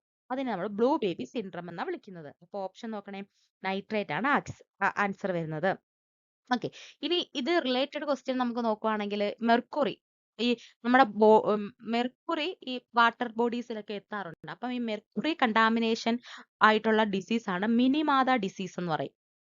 മിനിമാത ഡിസീസ് ഇത് മെർക്കുറി കണ്ടാമിനേഷൻ മൂലം ഉണ്ടാകുന്നതാണ്. ഇത് ജപ്പാനിലൊക്കെ ജപ്പാനിലാണ് ഈ മിനിമാത ഡിസീസ് ഭയങ്കര സീരിയസ് ആയിട്ട് കുറെ കുട്ടികൾക്കൊക്കെ ബാധിച്ചിട്ടുണ്ടായിരുന്നത്. അതുകൊണ്ട് തന്നെ കാഡ്മിയം കണ്ടാമിനേഷൻ, ഇനി വാട്ടർ ബോഡീസിൽ കാഡ്മിയം കണ്ടാമിനേഷൻ വന്നു കഴിഞ്ഞാൽ ഉണ്ടാവുന്ന ഡിസീസ് ആണ് ഇറ്റായി ഡിസീസ് എന്ന് പറയും. ഇറ്റായി ഡിസീസ്. അപ്പം കാഡ്മിയം കൂടി കഴിയുമ്പോൾ ഇത് ബോൺ പെയിനും കിഡ്നി ഡാമേജും ഒക്കെ ഉണ്ടാക്കും. സോറി, ഇത് ലേണിംഗ് ഡിസബിലിറ്റിയും അനീമിയൊക്കെയാണ് ഉണ്ടാക്കുന്നത്. ഇത് ചിൽഡ്രനിലാണ് ഉണ്ടാവുന്നത്. ഇത് നമ്മൾ ഇറ്റായി ഡിസീസ് എന്ന് പറയും. പിന്നെ നമുക്ക് ലെഡ് കണ്ടാമിനേഷനും ഇതുകൊണ്ട് പ്രശ്നം ഉണ്ടാക്കാറുണ്ട്. പക്ഷെ അതിന് പ്രത്യേക നെയിം ഒന്നുമില്ല. ഫ്ലൂറൈഡ് ആണ് കൂടുതൽ ഉണ്ടാകുന്നതെങ്കിൽ ഫ്ലൂറോസിസ് എന്ന് പറയുന്ന അസുഖമാണ് ഉണ്ടാക്കുന്നത്. ഇനി അയഡിൻ ഡെഫിഷ്യൻസി ബോഡിയിൽ ഉണ്ടാകുമ്പോൾ ഉണ്ടാകുന്നതാണ് ഗോയിറ്റർ എന്ന് പറയുന്നത്. അപ്പൊ നമ്മൾ ഇത്രയാണ് ഇതിനകത്ത് ഓർത്തിരിക്കേണ്ടത്. അപ്പൊ നോക്കണേ, ഇപ്പൊ ഫെർട്ടിലൈസേഴ്സിൽ നിന്നാണ്, അഗ്രികൾച്ചർ റൺ ഓഫിൽ നിന്നാണ് നൈട്രേറ്റ് എത്തുന്നത്. മെത്തിമോഗ്ലോബിൻ അനീമിയാണ് ഉണ്ടാക്കുന്നത്, അല്ലെങ്കിൽ ഇതിനെ നമ്മൾ ബ്ലൂ ബേബി സിൻഡ്രം എന്നൊക്കെ വിളിക്കാറുണ്ട്. നമുക്ക് അടുത്ത ക്വസ്റ്റ്യനിലോട്ട് പോവാം. The density of which of the following metal is lower than that of water? Rhodium, gallium, lithium, molybdenum. അപ്പൊ നമുക്ക് ആദ്യം ക്വസ്റ്റ്യൻ നന്നായിട്ട് വായിക്കാം. ക്വസ്റ്റ്യന് 2 കീവേഡ്സ് ഉണ്ട് അല്ലേ? ഡെൻസിറ്റിയും പറഞ്ഞിട്ടുണ്ട്, ലോവർ ദാൻ വാട്ടറും പറഞ്ഞിട്ടുണ്ട്. അപ്പൊ ക്വസ്റ്റ്യൻ ചോദിക്കുന്നത് എന്താ? താഴെ പറഞ്ഞേക്കുന്ന മെറ്റലുകളിൽ ഡെൻസിറ്റി വാട്ടറിനെക്കാട്ടി കുറവുള്ള ഏതാണോ അതാണ് ചോദിച്ചിരിക്കുന്നത് അല്ലേ? അപ്പൊ നോക്കി, ആദ്യം നമ്മൾ ഡെൻസിറ്റി എന്താന്ന് നോക്കാം. അപ്പൊ നമുക്കറിയാം ഡെൻസിറ്റി എന്താ. ഡെൻസിറ്റി നമ്മൾ റോ കൊണ്ടാണ്, നമ്മൾ റോ എന്ന് പറയുന്ന ലെറ്റർ കൊണ്ടാണ് നമ്മൾ ഡിനോട്ട് ചെയ്യുന്നത്. മാസ് പെർ യൂണിറ്റ് വോളിയത്തെയാണ് നമ്മൾ ഡെൻസിറ്റി എന്ന് പറയുന്നത്. മാസ് ബൈ വോളിയത്തെയാണ് നമ്മൾ ഡെൻസിറ്റി എന്ന് വിളിക്കുന്നത്. ഓക്കെ ആണോ? അതായത് ഒരു ഫിക്സഡ് വോളിയത്തിൽ എത്ര മാസ് ഉണ്ട് എന്നാണ് ഡെൻസിറ്റി ഉദ്ദേശിക്കുന്നത്. അതായത് 1 litre cotton, 1 litre ion, volume രണ്ടിനും. ഇപ്പൊ നമ്മൾ 1 ലിറ്റർ കോട്ടൺ എടുത്തു, ഞാൻ 1 ലിറ്റർ കോട്ടൺ എടുത്തു. അതുകൊണ്ട് തന്നെ 1 ലിറ്റർ അയൺ എടുത്തു, മെറ്റൽ അയൺ എടുത്തു. വോളിയം രണ്ടിനും സെയിം ആണ് അല്ലേ? രണ്ടും 1 ലിറ്ററാ. പക്ഷേ അയണിന്റെ മാസ് വളരെ കൂടുതലാണ്. പഞ്ഞിയെക്കാട്ട് കൂടുതലായിരിക്കുമല്ലോ അയണിന്റെ മാസ്. അതുകൊണ്ട് അയണിന്റെ ഡെൻസിറ്റി കൂടുതലായിരിക്കും. അപ്പൊ നോക്കിയേ, മാസ് എന്ന് പറയുന്നത് ഡെൻസിറ്റിക്ക് പ്രൊപ്പോർഷണൽ ആണ്. അപ്പൊ മാസ് കൂടും, ഡെൻസിറ്റി കൂടും. അപ്പൊ ഇത് എങ്ങനെയാ നമ്മൾ വാട്ടറിനെക്കാട്ടി ലോവർ ആയിട്ടുള്ള ഈ മെറ്റൽ ഏതാന്ന് കണ്ടുപിടിക്കണം. അപ്പൊ നോക്കിയേ, വാട്ടറിന്റെ ഡെൻസിറ്റി ഏകദേശം 1 ഗ്രാം പെർ സെന്റിമീറ്റർ ക്യൂബ് ആണ്. ഇത് ഓർക്കണേ, വാട്ടറിന്റെ density 1 gram per centimetre cube ആണ്. അതായത് ഒരു സബ്സ്റ്റൻസിന്റെ ഡെൻസിറ്റി 1 ഗ്രാം പെർ സെന്റിമീറ്റർ ക്യൂബിൽ കുറവാണെങ്കിൽ അത് വാട്ടറിൽ ഫ്ലോട്ട് ചെയ്ത് കിടക്കും. ഡെൻസിറ്റി 1 ഗ്രാം പെർ സെന്റിമീറ്റർ ക്യൂബിൽ കൂടുതലാണെങ്കിൽ അത് വാട്ടറിൽ സിങ്ക് ചെയ്യും, മുങ്ങിപ്പോവും. എക്സാമ്പിൾ നമ്മൾ നോക്കി, ഇപ്പൊ നമ്മൾ ഈ അയൺ എടുത്തു, ഇരുമ്പെടുത്തു, അത് ഡെൻസിറ്റി വാട്ടറിനെക്കാട്ടി കൂടുതലാണ്, 1 ഗ്രാം പെർ സെന്റിമീറ്റർ ക്യൂബിലെക്കാട്ടി കൂടുതലാണ്. അതുകൊണ്ട് അത് മുങ്ങിപ്പോവും.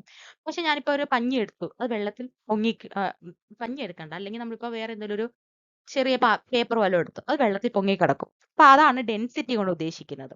ഓക്കെ, അപ്പം നമ്മൾ ഈ ഒരു കൺസെപ്റ്റ് നമ്മൾ ഈ മെറ്റൽസിന്റെ കേസിൽ പറയുവാണെങ്കിൽ, ഏത് മെറ്റലാണ് ഈ വാട്ടറിൽ ഫ്ലോട്ട് ചെയ്യുന്നതെന്ന് നമ്മൾ ഓർത്താൽ മതി. Which metal has density less than 1 gram per centimetre cube? നോക്കിയേ, റോഡിയം എന്ന് പറയുന്ന ഒരു ട്രാൻസിഷൻ മെറ്റൽ ആണ്. ട്രാൻസിഷൻ മെറ്റൽ എന്ന് പറയുന്നത് നമ്മൾ ഡി ബ്ലോക്ക് എലമെന്റുകളെയാണ് ട്രാൻസിഷൻ മെറ്റൽ എന്ന് പറയുന്നത്. പീരിയോഡിക് ടേബിൾ നമുക്കറിയാം അല്ലേ? എസ് ബ്ലോക്ക് എലമെന്റുകളുണ്ട്, ഡി ബ്ലോക്ക് എലമെന്റുകളുണ്ട്, പി ബ്ലോക്ക് എലമെന്റുകളുണ്ട്. അപ്പൊ ഈ ഡി ബ്ലോക്ക്, ഇവിടെ എഫ് ബ്ലോക്ക് എലമെന്റും ഉണ്ട്. ഡി ബ്ലോക്ക് എലമെന്റിലുള്ള ആൾക്കാരെ നമ്മൾ ട്രാൻസിഷൻ മെറ്റലുകൾ എന്ന് വിളിക്കുന്നത്. അപ്പൊ റോഡിയം ഒരു ഡി ബ്ലോക്ക് എലമെന്റ് ആണ്. റോഡിയം ഒരു ട്രാൻസിഷൻ മെറ്റൽ ആണ്. ഡെൻസിറ്റി വരുന്നത് ഏകദേശം 12.4 ഗ്രാം പെർ സെന്റിമീറ്റർ ക്യൂബ് ആണ്. അതായത് വളരെ ഹെവി ആയിട്ടുള്ള ഒരു മെറ്റൽ ആണ് റോഡിയം എന്ന് പറയുന്നത്. വാട്ടറിൽ സിങ്ക് ചെയ്ത് കിടക്കും, എന്ന് വെച്ചാൽ വാട്ടറിൽ മുങ്ങിപ്പോവാതെടുക്കുമ്പോഴേ. രണ്ടാമത്തെയാണ് ഗാലിയം. ഗാലിയം എന്ന് പറയുന്നത് ഭയങ്കര ഇൻട്രസ്റ്റിംഗ് ആയിട്ടൊരു മെറ്റൽ ആണ്. നമ്മുടെ കയ്യിൽ ഇത് റൂം ടെമ്പറേച്ചർ മെൽറ്റ് ആയിട്ടിരിക്കുന്ന ഒരു, അതായത് ഇതിന്റെ മെൽറ്റിംഗ് പോയിന്റ് എന്ന് പറയുന്നത് 29.8 ഡിഗ്രി സെൽഷ്യസ് ആണ്. റൂം ടെമ്പറേച്ചറിൽ ഇത് മെൽറ്റ് ആയി പോകും. പക്ഷെ ഇതിന് ഡെൻസിറ്റി വെള്ളത്തിനെക്കാട്ട് കൂടുതലുണ്ട്. ഏകദേശം 5.9 ഗ്രാം പെർ സെന്റിമീറ്റർ ക്യൂബ് ആണ് വരുന്നത്. അതായത് വാട്ടറിനെക്കാട്ട് കൂടുതലാണ്. അതുകൊണ്ട് തന്നെ ഇത് എന്ത് ചെയ്യും? വാട്ടറിൽ മുങ്ങിപ്പോവാറുണ്ട്. അടുത്തെയാണ് ലിഥിയം. അതിന് നമുക്ക് മോളിബ്ഡിനം നോക്കാം. മോളിബ്ഡിനം എന്ന് പറയുന്നതെന്ന് പറഞ്ഞാൽ ട്രാൻസിഷൻ മെറ്റൽ ആണ്. അത് ഒരു ഡി ബ്ലോക്ക് എലമെന്റ് ആണ്. ഡെൻസിറ്റി കൂടുതലാണ്, ഏകദേശം 10.2 ഗ്രാം പെർ സെന്റിമീറ്റർ ക്യൂബ് ആണ്. ഹെവി മെറ്റൽ ആണ്, സിങ്ക് ചെയ്യും വാട്ടറിൽ. നമ്മൾ ലിഥിയത്തിനെ നോക്കാം. ലിഥിയം എന്ന് പറയുന്ന ആൾ എവിടെ കാണുന്ന ആളാ? എസ് ബ്ലോക്കിൽ കാണപ്പെടുന്ന ആൾ ഇല്ലേ? അപ്പൊ നോക്കി, ലിഥിയം ആൽക്കലി മെറ്റൽ ആണ്. ഡെൻസിറ്റി ഭയങ്കര കുറവാണ്, ഏകദേശം 0.53 ഗ്രാം പെർ സെന്റിമീറ്റർ ക്യൂബ് ആണ്. ഇത് 1നെക്കാട്ടി കുറവാണ് അതിന്റെ ഡെൻസിറ്റി. ഈ വാട്ടറിൽ ഡെൻസിറ്റിയെക്കാട്ടി കുറവാണ്. അതുകൊണ്ട് ലിഥിയം വാട്ടറിൽ ഫ്ലോട്ട് ചെയ്യും. പക്ഷേ ഒരു ഇമ്പോർട്ടന്റ് പോയിന്റ് ഓർക്കണം, ലിഥിയം വാട്ടറിൽ ഫ്ലോട്ടിംഗ് മാത്രമല്ല, ഇത് വാട്ടറുമായിട്ട് വിഗറസ്ലി എസ് ബ്ലോക്ക് എലിമെന്റുകളെല്ലാം തന്നെ എസ് ഗ്രൂപ്പിൽ കാണപ്പെടുന്ന ലിഥിയം, സോഡിയം, പൊട്ടാസ്യം ഒക്കെ തന്നെ വെള്ളത്തിലേക്ക് പെട്ടെന്ന് ഭയങ്കര വൈലന്റ് ആയിട്ട് റിയാക്ട് ചെയ്ത് കത്തിപ്പോകുന്ന ആൾക്കാരാണ് കേട്ടോ. അതായത് ലിഥിയം ആണെങ്കിലും ലിഥിയം വാട്ടറുമായിട്ട് ചേർന്ന് കഴിയുമ്പോഴത്തേക്ക് ലിഥിയം ഹൈഡ്രോക്സൈഡ് ഉണ്ടാവും. ഇതെന്ന് വെച്ചാൽ ഹീറ്റ് പുറത്തുവിടുന്ന റിയാക്ഷനാ. ഇവിടെ ഹൈഡ്രജൻ ഗ്യാസ് ഇവോൾവ് ചെയ്യുന്ന റിയാക്ഷൻ. ഹൈഡ്രജൻ ഗ്യാസ് ഇവോൾവ് ചെയ്യും. അപ്പൊ ഇത് മൂവ് ചെയ്യുമ്പോഴത്തേക്ക് ഇത് പെട്ടെന്ന് തന്നെ ഹൈഡ്രജൻ ഗ്യാസിനെ പുറത്തുവിട്ട് അവിടെ എക്സ്പ്ലോഷൻ ഉണ്ടാകും കേട്ടോ. അപ്പം ആൻസർ ലിഥിയം ആണ് ആൻസർ വരുന്നത്. ഫ്ലോട്ട് ചെയ്യുന്ന മെറ്റൽ ലിഥിയം ആണ്.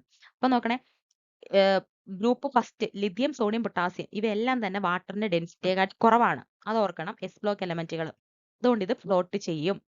പക്ഷേ ആൽക്കലി മെറ്റൽസ്, അതായത് നമ്മൾ എസ് ബ്ലോക്ക് എലമെന്റിലെ ആദ്യത്തെ ആൾക്കാരാ പറയുന്നത്. എസ് ബ്ലോക്കിലെ നമ്മൾ ആൽക്കലി മെറ്റലുകൾ എന്നാണ് വിളിക്കുന്നത്. ഓർക്കുന്നുണ്ടോ? S1 ബ്ലോക്കിനെ നമ്മൾ ആൽക്കലി മെറ്റലുകൾ എന്നാണ് വിളിക്കുന്നത്. ഇതിനകത്ത് ലിഥിയം, സോഡിയം, പൊട്ടാസ്യം ഇവ മൂന്നും വാട്ടറിന്റെ ഡെൻസിറ്റിയേക്കാൾ കുറവാണ്. വാട്ടർ ഫ്ലോട്ട് ചെയ്യും. എന്നാൽ ആൽക്കലി മെറ്റൽസിന്റെ താഴോട്ടിരിക്കുന്ന ആള് ലിഥിയം, സോഡിയം, പൊട്ടാസ്യം കഴിഞ്ഞ് റുബീഡിയം, സീസിയം, ഫ്രാൻസിയം എടുക്കുകയാണെങ്കിൽ താഴോട്ട് വരുമ്പോഴാണെങ്കിൽ ഡെൻസിറ്റി വാട്ടറിനെക്കാട്ടി കൂടുതലായിരിക്കും. ഇവ മുങ്ങിപ്പോവും. അത് ഓർത്തണം. അപ്പം ഇനി ഇതിനകത്ത് നമുക്ക് നോക്കുവാണെങ്കിൽ നമ്മളിപ്പം ഇങ്ങനെ ഒരു ക്വസ്റ്റ്യൻ വരാണ്, which metal melt in your hand? Gallium ആണ്. ഗാലിയം നമ്മുടെ റൂം ടെമ്പറേച്ചർ മെൽറ്റ് ചെയ്യും. ഇനി ഏറ്റവും ലൈറ്റസ്റ്റ് ആയിട്ടുള്ള മെറ്റൽ ഏതാന്ന് ചോദിച്ചാൽ ലിഥിയം ആണ് ആൻസർ. അതുകൊണ്ട് തന്നെ ലൈറ്റസ്റ്റ് സ്ട്രക്ചറൽ മെറ്റൽ എന്ന് ചോദിക്കുക, ലൈറ്റസ്റ്റ് ആയിട്ടുള്ള സ്ട്രക്ചറൽ മെറ്റൽ ഏതാന്ന് ചോദിക്കുവാണെങ്കിൽ മഗ്നീഷ്യം ആണ്. അതുകൊണ്ട് തന്നെ കെറോസീനിൽ, മണ്ണെണ്ണയിൽ സൂക്ഷിക്കുന്ന മെറ്റലുകൾ, ലോഹങ്ങൾ ഏതൊക്കെയാന്ന് ചോദിച്ചാൽ ലിഥിയം, സോഡിയം, പൊട്ടാസ്യം. കാരണം നമ്മളിപ്പോ പറഞ്ഞു വെള്ളത്തിനേക്കാട്ട് ഡെൻസിറ്റി കുറവാണ്. വെള്ളമായിട്ട് മോയ്സ്ചറുമായിട്ട് ഭയങ്കരമായിട്ട് വിഗറസ് ആയിട്ട് റിയാക്ട് ചെയ്യും. വയലന്റ്ലി കത്തിപ്പിടിക്കുന്ന ആൾക്കാരാണ് ഇവർ കേട്ടോ. അതുകൊണ്ട് നമ്മളെപ്പോഴും കെറോസീനാണ്, മണ്ണെണ്ണയിലാണ് ഇവരെ സൂക്ഷിക്കുന്നത്. മോസ്റ്റ് റിയാക്റ്റീവ് ആൽക്കലി മെറ്റൽ എന്ന് ചോദിച്ചാൽ സീസിയം ആണ് ആൻസർ. അത് ഓർത്തോണം. ഫ്രാൻസിയം ആണ് ഏറ്റവും ലാസ്റ്റത്തെ ആൽക്കലി മെറ്റൽ. പക്ഷെ ഫ്രാൻസിയം റേഡിയോ എലമെന്റ് ആയതുകൊണ്ട് എപ്പോഴും ഇത് കാണപ്പെടുന്നില്ല നോർമൽ സ്റ്റേജിൽ. ഇനി സോഫ്റ്റസ്റ്റ് മെറ്റലുകൾ എന്ന് പറയുന്നത് ആൽക്കലി മെറ്റലുകളാണ്. അപ്പൊ ഇതൊക്കെ ഓർത്ത് വെച്ചാൽ മതി. ഇതൊക്കെയാണ് അതിനകത്ത് നമുക്ക് നോക്കാനുള്ളത്. അപ്പൊ ഇതിനകത്ത് ആൻസർ ലിഥിയം ആണ് കേട്ടോ. സോ നമുക്ക് നെക്സ്റ്റ് ക്വസ്റ്റ്യൻ നോക്കാം. ഒന്ന് വായിക്കാം നമുക്ക് question. Identify the incorrect statement about light. Light can travel around the circumferences of the Earth about 7.5 times in 1 second. Infrared radiation is responsible for the heat of sunlight. Ultraviolet rays are used for night photography. The wavelength of ultraviolet rays is greater than that of infrared rays. Question നമ്മൾ വായിച്ച് clear ആയിട്ട് മനസ്സിലാവണം. ഈ incorrect സ്റ്റേറ്റ്മെന്റുകൾ വരുന്ന ക്വസ്റ്റ്യനുകളെല്ലാം നമ്മൾ 1-2 തവണ ഇരുത്തി വായിച്ച് മനസ്സിലാക്കണം. അതിൽ നിന്നാണ് നമ്മൾ 1 ആണോ 2 ആണോ ശരി, 2 ആണോ 3 ആണോ ശരി എന്നൊക്കെ നമുക്ക് നോക്കുന്നത്. അപ്പൊ നോക്കിയേ, ക്വസ്റ്റ്യൻ പറഞ്ഞേക്കുന്നത് ഇൻകറക്റ്റ് സ്റ്റേറ്റ്മെന്റ് ഏതൊക്കെയാണ്. Okay, light can travel around circumferences of the earth about 7.5 times in 1 second. അതായത് ലൈറ്റിന് എർത്തിൽ ട്രാവൽ ചെയ്യാൻ എടുക്കുന്ന ടൈം 7.5 ടൈംസ് ഇൻ 1 സെക്കൻഡ് ആണെന്നാണ് പറഞ്ഞേക്കുന്നത്.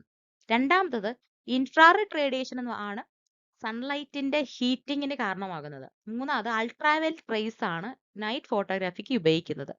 നാലാമത് പറഞ്ഞേക്കുന്നത് the wave length of ultraviolet raise എന്ന് പറയുന്നത് ഇൻഫ്രാറെഡ് റേസിനെക്കാട്ടി കൂടുതലാണെന്ന്. അപ്പൊ നമുക്ക് ബേസിക് കോൺസെപ്റ്റിലോട്ട് പോവാം. ലൈറ്റ് എന്ന് പറയുന്നത് എന്താ? ഒരു ഇലക്ട്രോമാഗ്നറ്റിക് റേഡിയേഷൻ ആണ് അല്ലേ? നമ്മൾ പഠിച്ചിട്ടില്ലേ, ലൈറ്റ് എന്ന് പറഞ്ഞാൽ ഒരു ഇലക്ട്രോമാഗ്നറ്റിക് റേഡിയേഷൻ ആണ്. ഇലക്ട്രോമാഗ്നറ്റിക് റേഡിയേഷൻ എന്താ? ഇലക്ട്രിക് വേവ്സ്, ഇലക്ട്രിക്കും മാഗ്നറ്റിക് ഫീൽഡ് പെർപെൻഡിക്കുലർ ആയിട്ട് ട്രാവൽ ചെയ്യുന്നതിനെ നമ്മൾ വിളിക്കുന്നതാണ് അല്ലേ ഇലക്ട്രോമാഗ്നറ്റിക് റേഡിയേഷൻ എന്നൊക്കെ പറയുന്നത്. അപ്പം ഇതിന് വാക്കിലൂടെ ട്രാവൽ ചെയ്യാൻ കഴിയും. ഇതിന്റെ സ്പീഡ് എന്ന് പറയുന്നത്, വെലോസിറ്റി എന്ന് പറയുന്നത് c എന്ന് നമ്മൾ റെപ്രസെന്റ് ചെയ്യുന്നത് 3 × 10⁸ മീറ്റർ/സെക്കൻഡ്. എല്ലാ ഇൻഫ്രാറെഡ് റേഡിയേഷന്റെയും വെലോസിറ്റി സെയിം ആണ്. അതായത് 3 ലക്ഷം km/s ആണ് നമുക്ക് പറയാൻ പറ്റും. കിലോമീറ്റർ പറയുവാണെങ്കിൽ ഇത് യൂണിവേഴ്സിൽ അറിയപ്പെടുന്ന ഹൈയസ്റ്റ് ആയിട്ടുള്ള സ്പീഡാണ്. അപ്പൊ നോക്കണേ, ഇലക്ട്രോമാഗ്നറ്റിക് സ്പെക്ട്രം എന്തുവാ? നമ്മൾ ഇലക്ട്രോമാഗ്നറ്റിക് സ്പെക്ട്രത്തിനകത്ത് ഉൾക്കൊള്ളുന്ന കുറേ ഇലക്ട്രോമാഗ്നറ്റിക് സ്പെക്ട്രം എന്ന് പറഞ്ഞാൽ എല്ലാ ലൈറ്റുകളെയും നമ്മൾ അതിന്റെ വേവ് ലെങ്തിന്റെയോ ഫ്രീക്വൻസിയുടെ ഓർഡറിൽ അറേഞ്ച് ചെയ്ത് വെച്ചേക്കുന്ന ഒരു സ്കെയിലിനെ നമ്മൾ ഇലക്ട്രോമാഗ്നറ്റിക് സ്പെക്ട്രം എന്ന് പറയുന്നത്. ഇതിനകത്ത് ആരൊക്കെ ഉൾപ്പെടും എന്ന് അറിയാമോ? Gamma rays, X rays, ultraviolet rays, visible light,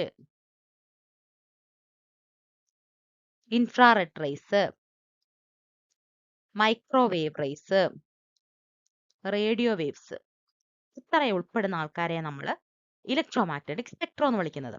അപ്പൊ നോക്കിയേ, ഇതിന്റെ റൈറ്റിലോട്ട് പോകുമ്പോഴത്തേക്ക് വേവ് ലെങ്ത് ഇൻക്രീസ് ചെയ്യുന്ന ഓർഡറും ലെഫ്റ്റിലോട്ട് പോകുമ്പോൾ ഫ്രീക്വൻസി കൂടുന്ന ഓർഡറിലുമാണ് അറേഞ്ച് ചെയ്തേക്കുന്നത്. എനർജി ഇത് അങ്ങോട്ട് പോകുമ്പോൾ വേവ് ലെങ്ത് കൂടുകയും എനർജി കുറയുന്ന ഓർഡറുമാണ് എഴുതിയേക്കുന്നത്.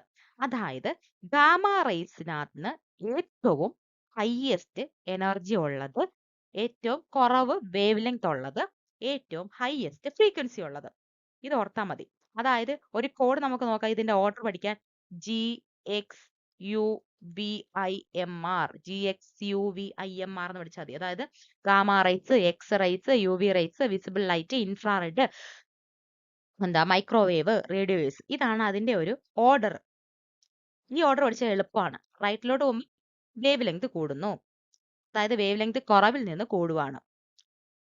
ഓക്കെ, വേവ് ലെങ്ത് കൂടുവാന്ന് വെച്ചാൽ വേവ് ലെങ്ത് എന്ന് പറയുന്നത് ലാംഡ എന്ന് പറയുന്നത് എനർജിക്ക് ഇൻവേഴ്സ്ലി പ്രൊപ്പോർഷണൽ. അതായത് ഇതെന്ന് പറയുന്നത് എനർജി കുറയുന്ന ഓർഡറാ, എനർജി കുറയുവാണ്.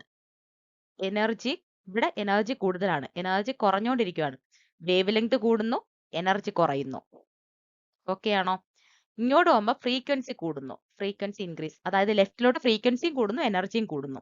അപ്പം ഗാമ റേസ് എന്ന് പറഞ്ഞാൽ ഏറ്റവും വേവ് ലെങ്ത് കുറഞ്ഞതും ഫ്രീക്വൻസി കൂടിയതും എനർജി കൂടിയതുമായിട്ട് റേ ആണ് ഗാമ റേസ്.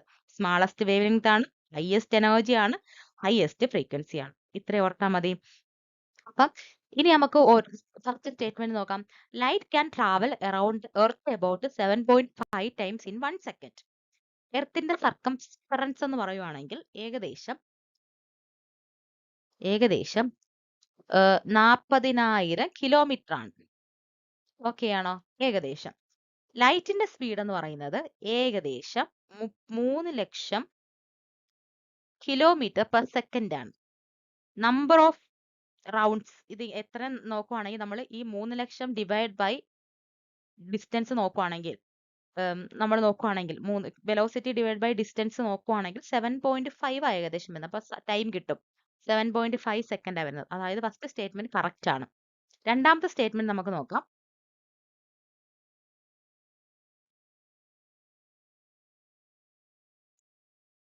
അപ്പൊ ഈ മൂണിൽ നിന്ന് എർത്തിലോട്ട് എത്താൻ ലൈറ്റിന് എത്ര വേഗത ഉണ്ടെന്ന് ചോദിച്ചാൽ ഓർത്തോണേ 1.3 സെക്കൻഡ് ആണ് കേട്ടോ. ഇനി നമുക്ക് നോക്കാം രണ്ടാമത്തെ സ്റ്റേറ്റ്മെന്റ് നോക്കി. ഇപ്പൊ ഈ സ്റ്റേറ്റ്മെന്റ് ശരിയാണെന്ന് നമുക്ക് കണ്ടെത്തി. ഇനി രണ്ടാമത്തെ statement, infrared radiation is responsible for the heat of sunlight. Sunlight heat ചെയ്യാൻ കാരണം ഇൻഫ്രാറെഡ് റേഡിയേഷൻ ആണെന്നാണ് പറഞ്ഞേക്കുന്നത്. നോക്കാം, ഇൻഫ്രാറെഡ് റേസ് എന്ന് പറയുന്നത് നമ്മൾ ഹീറ്റ് റേസ് എന്ന് അറിയപ്പെടുന്നത്. സൺലൈറ്റ് നമുക്ക് ഫീൽ ചെയ്യുന്ന ഹീറ്റിന്റെ മെയിൻ റീസൺ ഇൻഫ്രാറെഡ് റേഡിയേഷൻ ആണ്. അത് ഓർത്തിരുന്നോണം. ഈ സ്റ്റേറ്റ്മെന്റും കറക്റ്റ് ആണ്. മൂന്നാമത്തെ സ്റ്റേറ്റ്മെന്റ്, അതുകൊണ്ട് തന്നെ ഈ ഇൻഫ്രാറെഡ് റേസിനെ കുറിച്ച് ഓർത്തോണം. ഹീറ്റിന് കാരണമായത് ഇൻഫ്രാറെഡ് റേഡിയേഷൻ ആണ്. നമ്മുടെ TV റിമോട്ട്സ് ഒക്കെ വർക്ക് ചെയ്യുന്നത് ഇൻഫ്രാറെഡ് റേഡിയേഷൻ ആണ്. തെർമൽ ഇമേജിന് സഹായിക്കുന്നത് ഇൻഫ്രാറെഡ് റേഡിയേഷൻ ആണ്. ഇനി അടുത്ത ക്വസ്റ്റ്യൻ അടുത്ത സ്റ്റേറ്റ്മെന്റ് എന്ന് പറയുന്നത് ultraviolet raise are used for night photography. അപ്പൊ നോക്കി, നൈറ്റ് ഫോട്ടോഗ്രാഫി അൾട്രാവയലറ്റ് അല്ല യൂസ് ചെയ്യുന്നത് കേട്ടോ. നൈറ്റ് ഫോട്ടോഗ്രാഫിക്ക് നമ്മൾ യൂസ് ചെയ്യുന്നത് ഇൻഫ്രാറെഡ് റേസ് ആണ്. റീസൺ എന്തുകൊണ്ട്? ഇൻഫ്രാറെഡ് റേസ് ലോ ലൈറ്റ് കണ്ടീഷനിലെ പോലും ഡിറ്റക്ട് ചെയ്യാൻ പറ്റും. അതുകൊണ്ട് ഇൻഫ്രാറെഡ് ആണ് നൈറ്റ് ഫോട്ടോഗ്രാഫിക്ക് ഉപയോഗിക്കുന്നത്, അൾട്രാവയലറ്റ് അല്ല. അതപ്പം തെറ്റാണ്. അടുത്ത സ്റ്റേറ്റ്മെന്റ് നോക്കിക്കോ. അപ്പം ഇനി അൾട്രാവയലറ്റിനെ കുറിച്ച് ഓർക്കുവാണെങ്കിൽ കറൻസി നോട്ട് ഡിറ്റക്ഷന്, സ്റ്റെറിലൈസേഷന്, വാട്ടർ പ്യൂരിഫിക്കേഷന്, വിറ്റാമിൻ ഡിയുടെ സിന്തസിസിനൊക്കെ നമ്മൾ ഉപയോഗിക്കുന്നത് അൾട്രാവയലറ്റ്. അത് ഓർത്തോണം.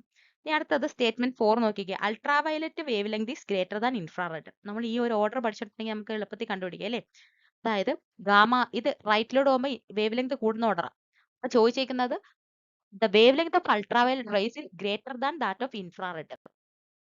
ഇത് അങ്ങോട്ട് പോകുമ്പോൾ വേവ് ലെങ്ത് കൂടുക, പക്ഷെ ഇൻഫ്രാറെഡിനെക്കാട്ട് മുമ്പാണ് അൾട്രാവയലറ്റ് കിടക്കുന്നത്. തെറ്റല്ലേ അപ്പൊ സ്റ്റേറ്റ്മെന്റ് എന്ന് പറയുന്നത്? അതായത് അൾട്രാവയലറ്റിനെക്കാട്ടി വേവ് ലെങ്ത് കൂടുതൽ ഇൻഫ്രാറെഡിനാണ്. അപ്പൊ നോക്കിയേ, ഇൻകറക്റ്റ് സ്റ്റേറ്റ്മെന്റ് ആണ്. അപ്പൊ നിങ്ങൾ ഇത്ര ഓർത്ത് വെച്ചാൽ മതി. അപ്പൊ നമുക്ക് ഇങ്ങനത്തെ സ്റ്റേറ്റ്മെന്റ് ക്വസ്റ്റ്യൻ ചോദിച്ചാൽ ആൻസർ ചെയ്യാൻ പറ്റും. അപ്പൊ ആൻസർ ഏതാ? 1ഉം 2ഉം ശരിയാണ്, 3ഉം 4ഉം തെറ്റാണ്. 1 and 2 ആണ് ശരിയായിട്ടുള്ളത് അല്ലേ? സോറി, ഇൻകറക്റ്റ് സ്റ്റേറ്റ്മെന്റ് ആ ചോദിച്ചേക്കുന്നത്. അപ്പൊ 3 and 4 ആണ് തെറ്റ്. ഓക്കെ, സോ നമുക്ക് അടുത്ത ക്വസ്റ്റ്യൻ നോക്കാം. Dash is the least electronegative element and dash is the most electronegative element in the periodic table. Cesium and fluorine, beryllium and carbon, magnesium and chlorine, fluorine and francium. So നമുക്ക് question വായിച്ചു മനസ്സിലാക്കി. അപ്പൊ നമുക്ക് ആദ്യം question ശ്രദ്ധിച്ച് വായിക്കുമ്പോൾ നമുക്ക് മനസ്സിലാവുന്നത് ക്വസ്റ്റ്യനിൽ 2 ബ്ലാങ്ക് ആണുള്ളത്. ഫസ്റ്റിനകത്ത് ചോദിച്ചിരിക്കുന്നത് ഏറ്റവും ലീസ്റ്റ് ഇലക്ട്രോനെഗറ്റീവ് ഏതാണ്, അടുത്തതിനകത്ത് ചോദിച്ചിരിക്കുന്നത് മോസ്റ്റ് ഇലക്ട്രോനെഗറ്റീവ് എലമെന്റ് ഏതാണെന്നാണ് ചോദിച്ചിരിക്കുന്നത്. അപ്പൊ നമുക്ക് ആദ്യം എന്താണ് ഈ ഇലക്ട്രോനെഗറ്റിവിറ്റി എന്ന് പറയുന്നത്? നമ്മളിപ്പം പീരിയോഡിക് ടേബിൾ എടുക്കുകയാണെങ്കിൽ ഒരാറ്റം കെമിക്കൽ ബോണ്ട് ഫോം ചെയ്യുമ്പോൾ ഷെയർഡ് ഇലക്ട്രോൺ പെയറിനെ തന്റെ അടുത്തേക്ക് അട്രാക്ട് ചെയ്യുന്ന ടെൻഡൻസിയാണ് നമ്മൾ ഇലക്ട്രോനെഗറ്റിവിറ്റി എന്ന് പറയുന്നത്. സോ ഇത് നിങ്ങൾക്ക് കോംപ്ലിക്കേറ്റഡ് ആയിട്ട് തോന്നുന്നത് ഇത്ര ഓർത്താൽ മതി. ആറ്റം ഉണ്ടെന്ന് നമുക്കറിയാം. ആറ്റത്തിന് ഒരു ന്യൂക്ലിയസ് ഉണ്ട്, ചുറ്റിനും ഷെല്ലുകളുണ്ട്, അതിനകത്ത് ഇലക്ട്രോൺസ് മൂവ് ചെയ്യുന്നുണ്ട് അല്ലേ? ഓക്കെ ആണോ? അപ്പൊ ഈ ആറ്റം എന്ത് ചെയ്യും? അതിന് ഒക്ടറ്റ് കംപ്ലീറ്റ് ചെയ്യണം. അതായത് അതിന്റെ ബാലൻസ് ഷെല്ല് 8ഓ 2ഓ 18ഓ ഒക്കെ കോൺഫിഗറേഷൻ ആക്കണം. എങ്കിൽ മാത്രമേ അതിന് സ്റ്റെബിലിറ്റി കിട്ടത്തുള്ളൂ. അതായത് നോബിൾ ഗ്യാസിന്റെ കോൺഫിഗറേഷനിൽ എത്തുമ്പോഴാണ് അതിന് സ്റ്റെബിലിറ്റി കിട്ടുന്നത്. സ്റ്റെബിലിറ്റി കിട്ടാൻ വേണ്ടി ആറ്റം എന്ത് ചെയ്യും? വേറൊരു ആറ്റമായിട്ട് കമ്പൈൻ ചെയ്ത് മോളിക്യൂൾ ആയിട്ട് മാറും. ഈ മോളിക്യൂൾ മാറുന്ന സമയത്ത് ഇവർക്കിടയിൽ കെമിക്കൽ ബോണ്ടുകൾ ഫോം ചെയ്യും. ഈ കെമിക്കൽ ബോണ്ടിനകത്ത് ഇവർ ആറ്റത്തിനെ ഈക്വൽ ആയിട്ടായിരിക്കും ചിലപ്പോൾ ഷെയർ ചെയ്തേക്കുന്നത്. ഈക്വൽ ആയിട്ട് ഷെയർ ചെയ്യുന്ന കെമിക്കൽ ബോണ്ടിനെ നമ്മൾ വിളിക്കുന്നതാണ് കൊവാലന്റ് ബോണ്ടുകൾ എന്ന് വിളിക്കുന്നത്. അപ്പൊ ഈ കൊവാലന്റ് ബോണ്ടുകളിൽ ഈ ഈക്വലി ഷെയർ ചെയ്തേക്കുന്ന ഇലക്ട്രോണിനെ ചില ആറ്റത്തിന് കുറച്ച് പവർ കൂടുതലായിരിക്കും. ആ ആറ്റം എന്ത് ചെയ്യും? ആ ബോണ്ടിലുള്ള ഇലക്ട്രോണിനെ തന്റെ അടുത്തോട്ട് അടുപ്പിച്ച് വെക്കും. ആ ഒരു കഴിവിനെ നമ്മൾ വിളിക്കുന്നതാണ് ഇലക്ട്രോനെഗറ്റിവിറ്റി എന്ന് വിളിക്കുന്നത്. എക്സാമ്പിൾ പറയുമ്പോൾ നിങ്ങൾ ഒന്നുകൂടെ ക്ലിയർ ആവും. HCl നോക്കാം. HCl ഇവിടെ നമ്മൾ നോക്കുവാണെങ്കിൽ ഹൈഡ്രജന് ഒരു ന്യൂക്ലിയസ് ഉണ്ട്. നമുക്കറിയാം ഹൈഡ്രജന്റെ അറ്റോമിക് നമ്പർ 1 ആണ്. അതായത് അതിന് ആകെ ഒരു ഇലക്ട്രോണേ ഉള്ളൂ. ഇനി നമ്മൾ ഫ്ലോറിന്റെ നോക്കുവാണെങ്കിൽ അതിന് ഏറ്റവും ലാസ്റ്റത്തെ ഷെല്ലിൽ 7 ഇലക്ട്രോൺ ആണ് ഉള്ളത്. നിങ്ങളൊന്ന് വരച്ച് നോക്കിക്കോ, ഡൗട്ട് ഉണ്ടെങ്കിൽ.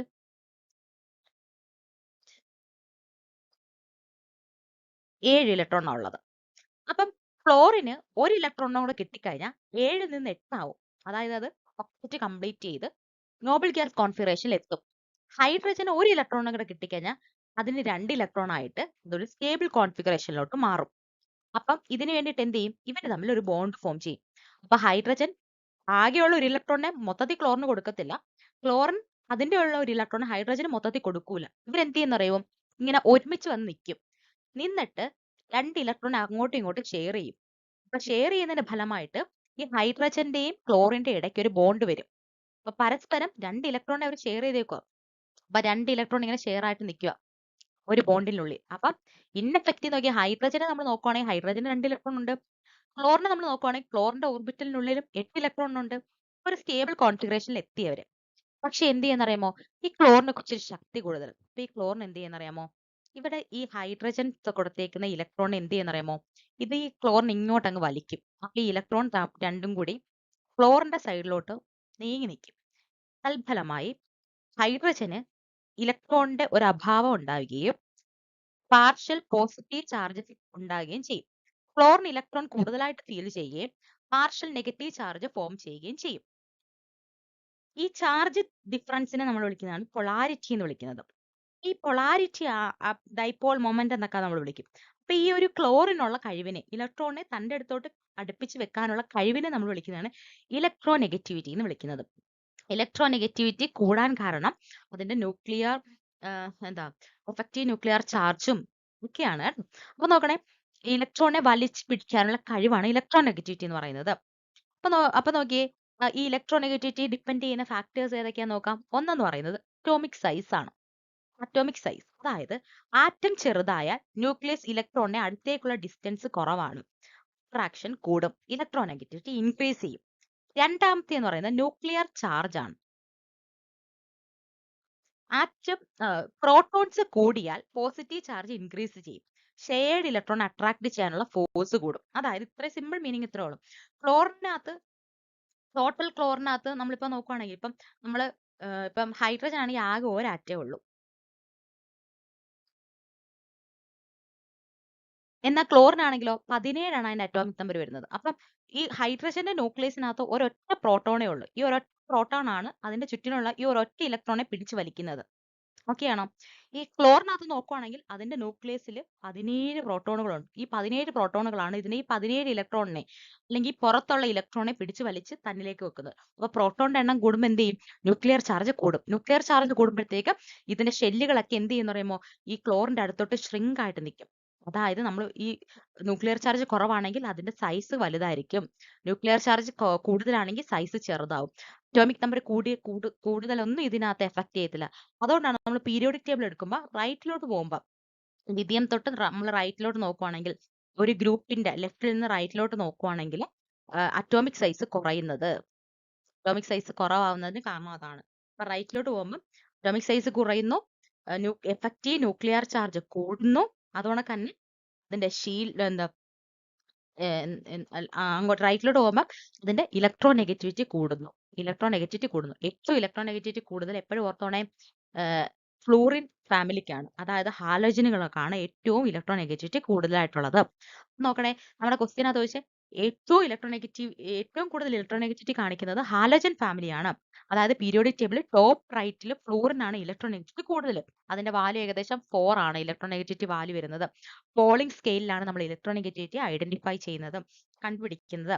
ഈ പീരിയോഡിക് ടേബിൾ ഏറ്റവും ഹൈയസ്റ്റ് ആണ്. സ്മാളസ്റ്റ് അറ്റോമിക് സൈസും ഹൈ എഫക്റ്റീവ് ന്യൂക്ലിയർ ചാർജും കാണിക്കുന്നതുകൊണ്ടാണ് ഫ്ലൂറിന് ഇത്രയും കൂടുതലായിട്ടുള്ള ഇലക്ട്രോ നെഗറ്റിവിറ്റി കാണിക്കുന്നത്. അപ്പം ഏറ്റവും ഹൈയസ്റ്റ് എന്ന് പറയുന്നത് ആരാ? ഫ്ലൂറിനാണ്. അപ്പൊ നമുക്ക് ആൻസർ എഴുതിക്കുക, മോസ്റ്റ് ഇലക്ട്രോ നെഗറ്റിവിറ്റി ആയിട്ടുള്ള ആൾ ഫ്ലൂറിനാണ്. അപ്പൊ നമുക്ക് ഇനി ലീസ്റ്റ് ഇലക്ട്രോ നെഗറ്റിവിറ്റി ചോദിക്കാം. അപ്പം റൈറ്റിലോട്ട് പോകുമ്പോൾ കൂടുതലാണെങ്കിൽ ലെഫ്റ്റിലോട്ട് പോകുമ്പോൾ ഇലക്ട്രോ നെഗറ്റിവിറ്റി കുറയണം. ഓക്കെ, ഇനി നമ്മൾ ഗ്രൂപ്പിൽ നോക്കുവാണെങ്കിൽ പീരിയോഡിക് ടേബിളിന്റെ ഗ്രൂപ്പിൽ നോക്കുവാണെങ്കിൽ താഴോട്ട് പോവുകയാണെങ്കിൽ ഇലക്ട്രോ നെഗറ്റിവിറ്റി കുറവായിരിക്കും താഴോട്ട് പോകും തോറും.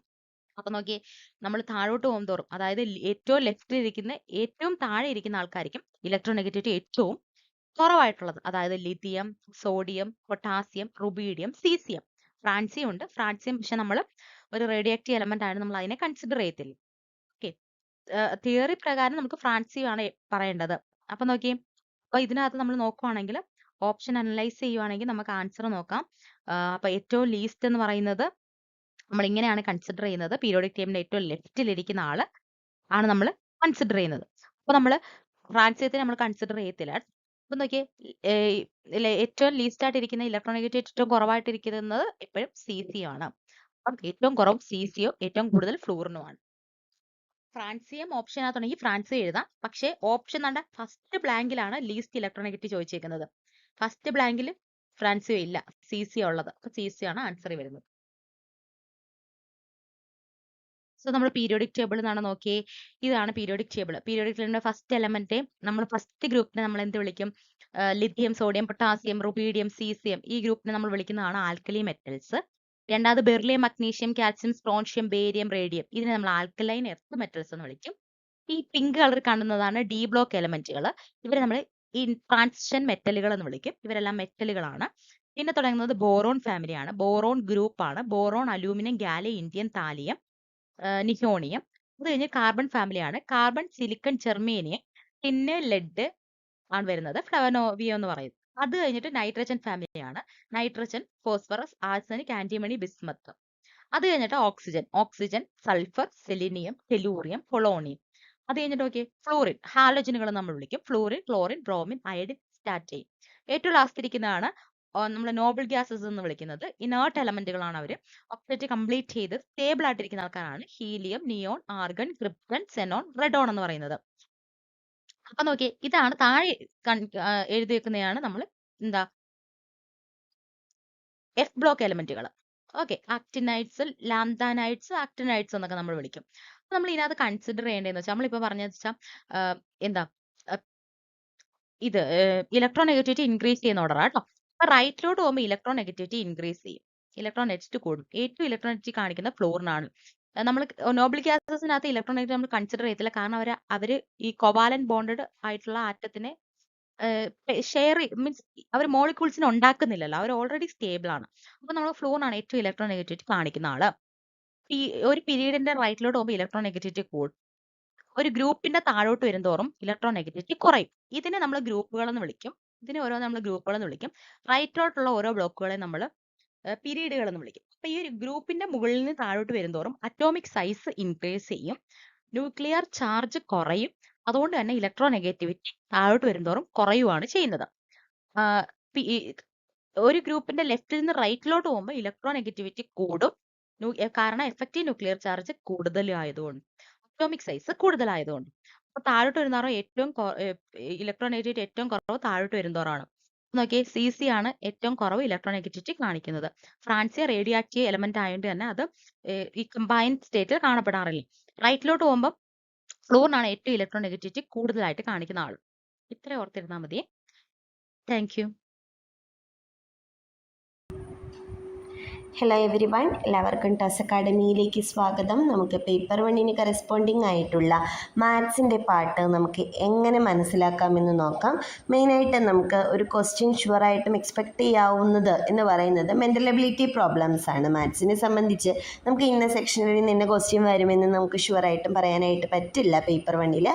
എന്നിരുന്നാലും നമുക്ക് മെൻ്റൽ എബിലിറ്റി പ്രോബ്ലംസ് മിക്കവാറും തന്നെ നമ്മളോട് ചോദിക്കാറുള്ളതാണ് അല്ലേ. അപ്പം നമ്മുടെ മെയിൻ ആവശ്യം എന്ന് പറയുന്നത് നമുക്ക് ഏത് പ്രോബ്ലം തന്നാലും അത് എഴുതി നോക്കാനുള്ള ഒരു മനസ്സ് കാണിച്ചാൽ മാത്രമാണ് നമുക്ക് ആ പ്രോബ്ലം സോൾവ് ചെയ്യാനായിട്ട് സാധിക്കുകയുള്ളൂ. മനസ്സിലിട്ട് കാൽക്കുലേറ്റ് ചെയ്ത് ചെയ്യുക എന്ന് പറയുന്നത് നമുക്ക് പോസിബിൾ ആയിരിക്കില്ല. അപ്പോൾ എഴുതിയാൽ അതിൻ്റെ ആ സിംപ്ലിസിറ്റി നമുക്ക് വേഗം തന്നെ മനസ്സിലാക്കാനായിട്ട് സാധിക്കും. ഓക്കെ, അപ്പം നമുക്ക് പ്രോബ്ലംസിലോട്ട് കിടക്കാം. ഫസ്റ്റ് പ്രോബ്ലം ഏത് റേഷ്യോയാണ് ഗ്രേറ്റർ എന്നുള്ളതാണ്. യൂഷ്വലി നമുക്ക് റേഷ്യോ എന്ന് പറയുന്ന കൺസെപ്റ്റ് ഏത് റേഷ്യോ ആണെങ്കിലും നമുക്ക് അതിനെ ഏതുമായിട്ട് കമ്പയർ ചെയ്യാം? ഫ്രാക്ഷനായിട്ട് കമ്പയർ ചെയ്യാം. അതായത് 15:23 എന്ന് പറയുന്ന റേഷ്യോയിനെ നമുക്ക് 15/23 എന്നും 17:25 17/25, 21:29 21/29, 7:15 നമുക്ക് 7/15. ഇത്തരത്തിൽ നമുക്ക് ഓരോ റേഷ്യോയും ഓരോ ഫ്രാക്ഷൻസ് ആയിട്ട് നമുക്ക് കൺവേർട്ട് ചെയ്യാനായിട്ട് സാധിക്കും. ഓക്കെ, നമ്മൾ ചെയ്യുന്ന ട്രിക്ക് എന്ന് പറയുന്നത് ഫ്രാക്ഷൻസിൻ്റെ കേസിലാണെങ്കിലും റേഷ്യോയുടെ കേസിലാണെങ്കിലും നമ്മൾ സെയിം ട്രിക്കാണ് യൂസ് ചെയ്യുക. ഈ തന്നിരിക്കുന്ന നമ്പേഴ്സിൻ്റെ ഡിഫറൻസുകൾ നോക്കും. ഇവിടെ നമുക്ക് 23 - 15, ഇവിടെ 25 - 17, ഇവിടെ 29 - 21, ഇവിടെ 15 - 7. ഓക്കെ, വലുതിൽ നിന്ന് ചെറുത് കുറച്ച് നോക്കും. 23 - 15 is 8, 25 - 17 is same 8, then 29 - 21 and 15 - 7 both are 8 അല്ലേ. സോ ഈ ഡിഫറൻസ് സെയിം ആണ്. ഇതാണ് നമ്മുടെ റൂൾ എന്ന് പറയുന്നത്. ഈ ഡിഫറൻസ് സെയിം ആണെന്നുണ്ടെങ്കിൽ നമുക്ക് ന്യൂമറേറ്റേഴ്സ് വെച്ച്, ന്യൂമറേറ്റേഴ്സ് എന്ന് പറയുന്നത് ഫ്രാക്ഷൻസിൻ്റെ കേസിലാണ്, അതല്ല റേഷ്യോയുടെ കേസിലാണെങ്കിൽ നമുക്ക് ഫസ്റ്റ് നമ്പേഴ്സ് വെച്ചിട്ട് നമുക്ക് എന്ത് ചെയ്യാനായിട്ട് പറ്റും? റേഷ്യോ വലുതാണോ ചെറുതാണോ എന്ന് പറയാനായിട്ട് സാധിക്കും. അപ്പോൾ ഫസ്റ്റ് നമ്പേഴ്സ് അല്ലെങ്കിൽ ന്യൂമറേറ്റേഴ്സ് ഏതൊക്കെയാണ്? 15 ഉണ്ട്, 17 ഉണ്ട്, 21 ഉണ്ട്, 7 ഉണ്ട്. 21 വലുത്, അതുകൊണ്ട് തന്നിരിക്കുന്നതിൽ റേഷ്യോ വലുതായിട്ടുള്ളത് 21:29 ആയിരിക്കും. ഓക്കെ, ഇതാണ് നമ്മുടെ ട്രിക്ക് എന്ന് പറയുന്നത്. ഫ്രാക്ഷൻ്റെ കേസിലാണെങ്കിലും റേഷ്യോയുടെ കേസിലാണെങ്കിലും നമുക്ക് ഈ സെയിം ട്രിക്ക് നമുക്ക് യൂസ് ചെയ്യാവുന്നതാണ്. ഓക്കെ, നെക്സ്റ്റ് ആൽഫബറ്റ്സ് യൂസ് ചെയ്തിട്ടുള്ള മെൻ്റൽ എബിലിറ്റി പ്രോബ്ലമാണ്. നമ്മളോട് യൂഷ്വലി ചോദിക്കാറുള്ളൊരു മെത്തേഡാണ് ആൽഫബറ്റ്സ് യൂസ് ചെയ്തിട്ട് ചെക്ക് ചെയ്യുക എന്ന് പറയുന്നത് കേട്ടോ. അതിന് വളരെ എളുപ്പമാണ്. നമുക്ക് ശരിക്കും പറഞ്ഞാൽ അത് എഴുതാനുള്ളൊരു ടൈം മാത്രമേ നമുക്കതിന് വേണ്ടിയുള്ളൂ. നമ്മൾ ചെയ്യുന്നത് A മുതൽ Z വരെ അങ്ങോട്ട് എഴുതുക. ഓക്കെ, അപ്പോൾ A മുതൽ Z വരെ എഴുതുക. ഇത് എഴുതാനുള്ള ടൈം പോകുന്നത് നിങ്ങൾ മനസ്സിൽ എടുക്കരുത്, കാരണം ടൈം കളഞ്ഞാലും ഇത് വളരെ സിമ്പിളായിട്ട് നിങ്ങൾക്ക് കിട്ടുന്ന പ്രോബ്ലം ആണെന്നുള്ളത് ഓർക്കുക കേട്ടോ. മുഴുവനായിട്ടും എഴുതണമെന്ന് നിർബന്ധമൊന്നുമില്ല, കാരണം ഇവിടെ T വരെയാണ് നമുക്ക് ലാർജ് നമ്പർ പറഞ്ഞിട്ടുള്ളൂ. അപ്പോൾ നിങ്ങൾ T വരെ എഴുതിയാലും മതി കേട്ടോ. T വരെ എഴുതിയിട്ട് ബാക്കി നമുക്ക് വേണമെന്ന് നിർബന്ധമില്ല. ഇവിടെ A മുതൽ നമ്മൾ മാർക്ക് ചെയ്യുക നമ്പേഴ്സ് 1, 2, 3 അങ്ങനെ എഴുതുക. Z വരെ 26 എണ്ണം ഉണ്ട്. അപ്പോൾ 26 വരെ എഴുതണമെന്ന് നിർബന്ധമില്ല, നമുക്ക് ആവശ്യമുള്ള അത്രയും മാത്രം എഴുതിയാൽ മതി. നമ്മൾ അത്രയും നമ്മുടെ ടൈം നമുക്ക് കളയണ്ട. എല്ലാത്തിൻ്റെയും നമ്പേഴ്സ് കറക്റ്റായിട്ട് എഴുതി കഴിഞ്ഞാൽ ഇതിൻ്റെ ആൻസർ ആൾമോസ്റ്റ് റെഡിയാണ് കേട്ടോ. അപ്പം അതിനുള്ളൊരു മനസ്സ് കാണിക്കുക, എന്നാൽ മാത്രമേ നമുക്ക് കിട്ടുള്ളൂ എന്നുള്ളത് ഓർക്കുക കേട്ടോ. ഇനി നമുക്ക് നോക്കാം ആൻസർ. ക്യാറ്റ് സിയുടെ കോഡ് എത്രയാണ്? 3 ഉണ്ട്. എയുടെ കോഡ് എത്രയാണ്? 1 ഉണ്ട്. ടിയുടെ കോഡ് എത്രയാണ്? 20 ഉണ്ട് അല്ലേ. സോ സം ചെയ്ത് എത്ര കിട്ടിക്കോളും? 24 കിട്ടിക്കോളും. അപ്പം ആ സം എന്ന് പറയുന്ന റൂളാണ് നമ്മൾ യൂസ് ചെയ്തേക്കുന്നത്. അടുത്തതൊന്ന് വെരിഫൈ ചെയ്യാം. ഡോഗ് ഡിയുടെ കോഡ് എന്ന് പറയുന്നത് 4 ആണ്. ദെൻ ഒയുടെ കോഡ് എന്ന് പറയുന്നത് 15 ആണ്. ജിയുടെ കോഡ് എന്ന് പറയുന്നത് 7 ആണ്. സം ചെയ്താൽ നമുക്ക് 26 കിട്ടിക്കോളും. അതിവിടെയും കറക്റ്റ് ആണ്. അപ്പം നമ്മുടെ സെയിം സമ്മിൻ്റെ മെത്തേഡ് യൂസ് ചെയ്തേക്കുന്നതെന്ന് മനസ്സിലായി. ഇനി നമുക്ക് ഗോട്ട് വേണം അല്ലേ. ഗോട്ട് നോക്കിയേ, ജി വേണം, ജി ഒ വേണം, ദെൻ എ വേണം, ടി വേണം. അപ്പം എത്രയായി? 1 ഉണ്ട്, 7 ഉണ്ട്, 15 ഉണ്ട്, ദെൻ 20 ഉണ്ട് അല്ലേ. സോ മൊത്തത്തിൽ സം ചെയ്ത് എത്ര ആൻസർ കിട്ടും? നമുക്ക് 43 ആൻസർ കിട്ടും. സോ ഓപ്ഷൻ സി 43 ആയിരിക്കും കറക്റ്റ്. എത്ര സിമ്പിളായിട്ടാണ് നമ്മൾ ആൻസർ എഴുതിയെന്ന് നോക്കിയേ. അപ്പോൾ വളരെ സിമ്പിളായിട്ട് ഈ മെൻ്റലബിലിറ്റി പ്രോബ്ലം ആൽഫബറ്റ്സ് യൂസ് ചെയ്തിട്ടുള്ളത്. ഈ നമ്പേഴ്സ് എഴുതുന്ന ഒരു ടൈം മാത്രം മാറ്റി വെച്ചാൽ മതി കേട്ടോ. അപ്പോൾ വളരെ സ്പീഡിന് നമ്പർ എഴുതി വേഗം തന്നെ സമ്മ് കാൽക്കുലേറ്റ് ചെയ്യുക. ഇവിടെ സമ്മാണ് യൂസ് ചെയ്തതെന്ന് വിചാരിച്ചിട്ട് എല്ലായിടത്തും സമ്മായിരിക്കണമെന്ന് നിർബന്ധമില്ല. ഈ നമ്പേഴ്സ് വെച്ചിട്ടുള്ള എന്തെങ്കിലും എല്ലാം പ്രത്യേകത വരുന്ന കോഡ്സ് കേട്ടോ, അങ്ങനെയായിരിക്കും നമ്മൾ ആൽഫബറ്റ്സിൽ നമ്മൾ യൂസ് ചെയ്യുക കേട്ടോ. സമ്മെന്ന് പറയുന്നത് ഒരു ഐഡിയ മാത്രമാണ്. ചിലപ്പോൾ ഡിഫറൻസ് ആകാം, മൾട്ടിപ്ലിക്കേഷൻ ആകാം, എന്തെങ്കിലും പവർ യൂസ് ചെയ്തിട്ടുള്ള കോഡാവാം. അത് നമ്മുടെ നമ്പേഴ്സിൻ്റെ മെൻ്റലബിലിറ്റി പ്രോബ്ലംസ് എങ്ങനെയാണോ അതേ ടൈപ്പിലുള്ള ഏത് കോഡ് വേണമെങ്കിലും വരാം കേട്ടോ. ഇത് വളരെ സിമ്പിളായിട്ട് നമുക്ക് ഹാൻഡിൽ ചെയ്യാൻ പറ്റുന്ന ഒരു പ്രോബ്ലമാണ്. അടുത്തത് സെയിം കാര്യം എവിടെയും പറയാനുള്ളത്. നമുക്ക് എത്ര ടൈം വേണ്ടി വരും എന്ന് വിചാരിച്ച് മാറ്റി വെക്കരുത്. അത് തന്നിരിക്കുന്ന കാര്യങ്ങൾ വളരെ സിമ്പിളായിട്ട് നമ്മളൊന്ന് മാർക്ക് ചെയ്യാനായിട്ടുള്ളൊരു മനസ്സ് കാണിക്കുക. Plus stands for division. അപ്പോൾ പ്ലസ് വന്നാൽ നമ്മൾ എന്ത് ചെയ്തോളണം? ഡിവിഷൻ ചെയ്തോളണം. Division stands for multiplication. ഇപ്പോൾ ഡിവിഷൻ വന്നാൽ മൾട്ടിപ്ലിക്കേഷൻ ചെയ്തോളണം. Multiplication stands for subtraction. Subtraction stands for addition. ഇതാണ് നമ്മുടെ കോഡ്. ഓക്കെ, അപ്പോൾ ഇതനുസരിച്ചിട്ട് തന്നിരിക്കുന്ന ഓപ്ഷൻസ് വെരിഫൈ ചെയ്യാൻ നമുക്ക്. ആദ്യത്തേത് ഫസ്റ്റ് ഓപ്ഷൻ നമ്മൾ നോക്കാൻ പോവാണ്. 18 ഇൻറ്റുവിന് പകരം മൈനസ് കൊടുത്തു. ഇവിടെ നോക്കുക കേട്ടോ, ഇവിടെ നോക്കിയിട്ട് വേഗം കൊടുക്കുക. -6 ആയി. പ്ലസ്സിന് പകരം ഡിവിഷൻ കൊടുത്തു, ഡിവൈഡഡ് ബൈ 7 ആയി. ദെൻ ഡിവിഷന് പകരം നമ്മൾ ഇത് കൊടുത്തു, ഇൻറ്റു കൊടുത്തു, ഇൻറ്റു 5 ആയി. ദെൻ മൈനസിന് പകരം നമ്മൾ പ്ലസ് കൊടുത്തു, +2 ആയി. നമുക്കൊന്ന് വെരിഫൈ ചെയ്യാം. നമ്മുടെ റൂൾ എന്ന് പറയുന്നത് നമ്മുടെ മൾട്ടിപ്ലിക്കേഷനും ഡിവിഷനും ഒക്കെ നമ്മൾ ആദ്യം ചെയ്തോളണം എന്നുള്ളതാണ് കേട്ടോ. പ്ലസും മൈനസും ലാസ്റ്റ് ചെയ്യാന്ന് പറയുന്നതാണ്. അപ്പോൾ ഇവിടെ നോക്കിക്കഴിഞ്ഞാൽ നിങ്ങൾക്ക് മനസ്സിലാക്കാനായിട്ട് സാധിക്കും. ഇത് കൂടുതൽ സിംപ്ലിഫിക്കേഷനിലേക്ക് പോകേണ്ട ആവശ്യമില്ല. ഇത് 7 × 5 35 ആണ് അല്ലേ. ഇവിടെ നമുക്ക് എന്താ കിട്ടിയേക്കുന്നത്? 6 ഡിവൈഡഡ് ബൈ 35 വരും. നമുക്ക് എന്തായാലും ഒരു ഫ്രാക്ഷൻ വരും, =16 ഒന്നും കിട്ടില്ല. അപ്പം നമുക്കത് കണ്ടിന്യൂ ചെയ്യേണ്ട ആവശ്യമില്ല. ഓക്കെ, അപ്പോൾ നമുക്കത് അവിടെ വെച്ച് നിർത്താൻ കാരണം അത് ഡിവിഷനും മൾട്ടിപ്ലിക്കേഷൻ ആദ്യം ചെയ്യുമ്പോൾ തന്നെ ഫ്രാക്ഷൻ വരുവാണ്. =, ഒരു പെർഫെക്റ്റ് നമ്പർ 16 ആയിട്ട് നമുക്ക് കിട്ടില്ല എന്ന് നമുക്ക് മനസ്സിലാക്കാം. ഓക്കെ, നമുക്ക് അടുത്തത് നോക്കാം. അടുത്ത പ്രോബ്ലത്തിൽ സെക്കൻഡ് വൺ 18 ഉണ്ട്. പ്ലസ്സിന് പകരം ഡിവിഷൻ കൊടുക്കണം, ഡിവൈഡഡ് ബൈ 6 ഉണ്ട്. ദെൻ ഡിവിഷന് പകരം ഇൻറ്റു കൊടുക്കണം, ഇൻറ്റു 7 ഉണ്ട്. ദെൻ ഇൻറ്റുവിന് പകരം മൈനസ് കൊടുക്കണം, -5 ഉണ്ട്. ദെൻ മൈനസിന് പകരം പ്ലസ് കൊടുക്കണം, +2 ഉണ്ട്. ഓക്കെ ആണല്ലോ. അപ്പോൾ നമുക്ക് ചെയ്ത് നോക്കാം. ഇവിടെ നമുക്ക് 18 ഡിവിഷനോ മൾട്ടിപ്ലിക്കേഷനോ അത് ഏതാണെന്ന് വെച്ചാൽ നമുക്കതനുസരിച്ച് എളുപ്പത്തിന് ചെയ്യാം കേട്ടോ. 18 ഡിവൈഡഡ് ബൈ 6 എത്ര കിട്ടും? 3 കിട്ടും. 3 × 7 -5 +2 ഉണ്ട്. 3 × 7 എത്ര കിട്ടും? 7 3 21 കിട്ടും. -5 ഉണ്ട്, +2 ഉണ്ട്. 21 - 5 എത്ര കിട്ടും? 21 - 5 is 16 വരും, +2 വരും, = 18 വരും. റൈറ്റ് സൈഡ് 18 ശരിയാണല്ലോ. അപ്പോൾ കറക്റ്റ് ആയിട്ടുള്ളത് ഏതാണ്? ബി ഓപ്ഷനാണ്. ഓക്കെ, ഇപ്പോൾ division, multiplication, then addition, subtraction എന്നുള്ള ഓർഡർ ചെയ്യാം.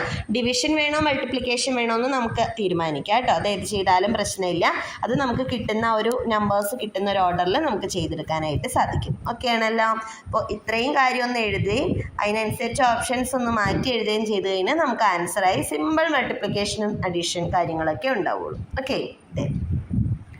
ലാസ്റ്റ് പ്രോബ്ലം ശരിക്കും പറഞ്ഞാൽ ഇയേഴ്സ് റിലേറ്റഡ് ആയിട്ടുള്ള ഒരു പ്രോബ്ലം ആണിത്. ഇയേഴ്സ് റിലേറ്റഡ് ആയിട്ടുള്ള പ്രോബ്ലംസിനെ നമുക്ക് എങ്ങനെ മനസ്സിലാക്കാമെന്ന് നോക്കാം.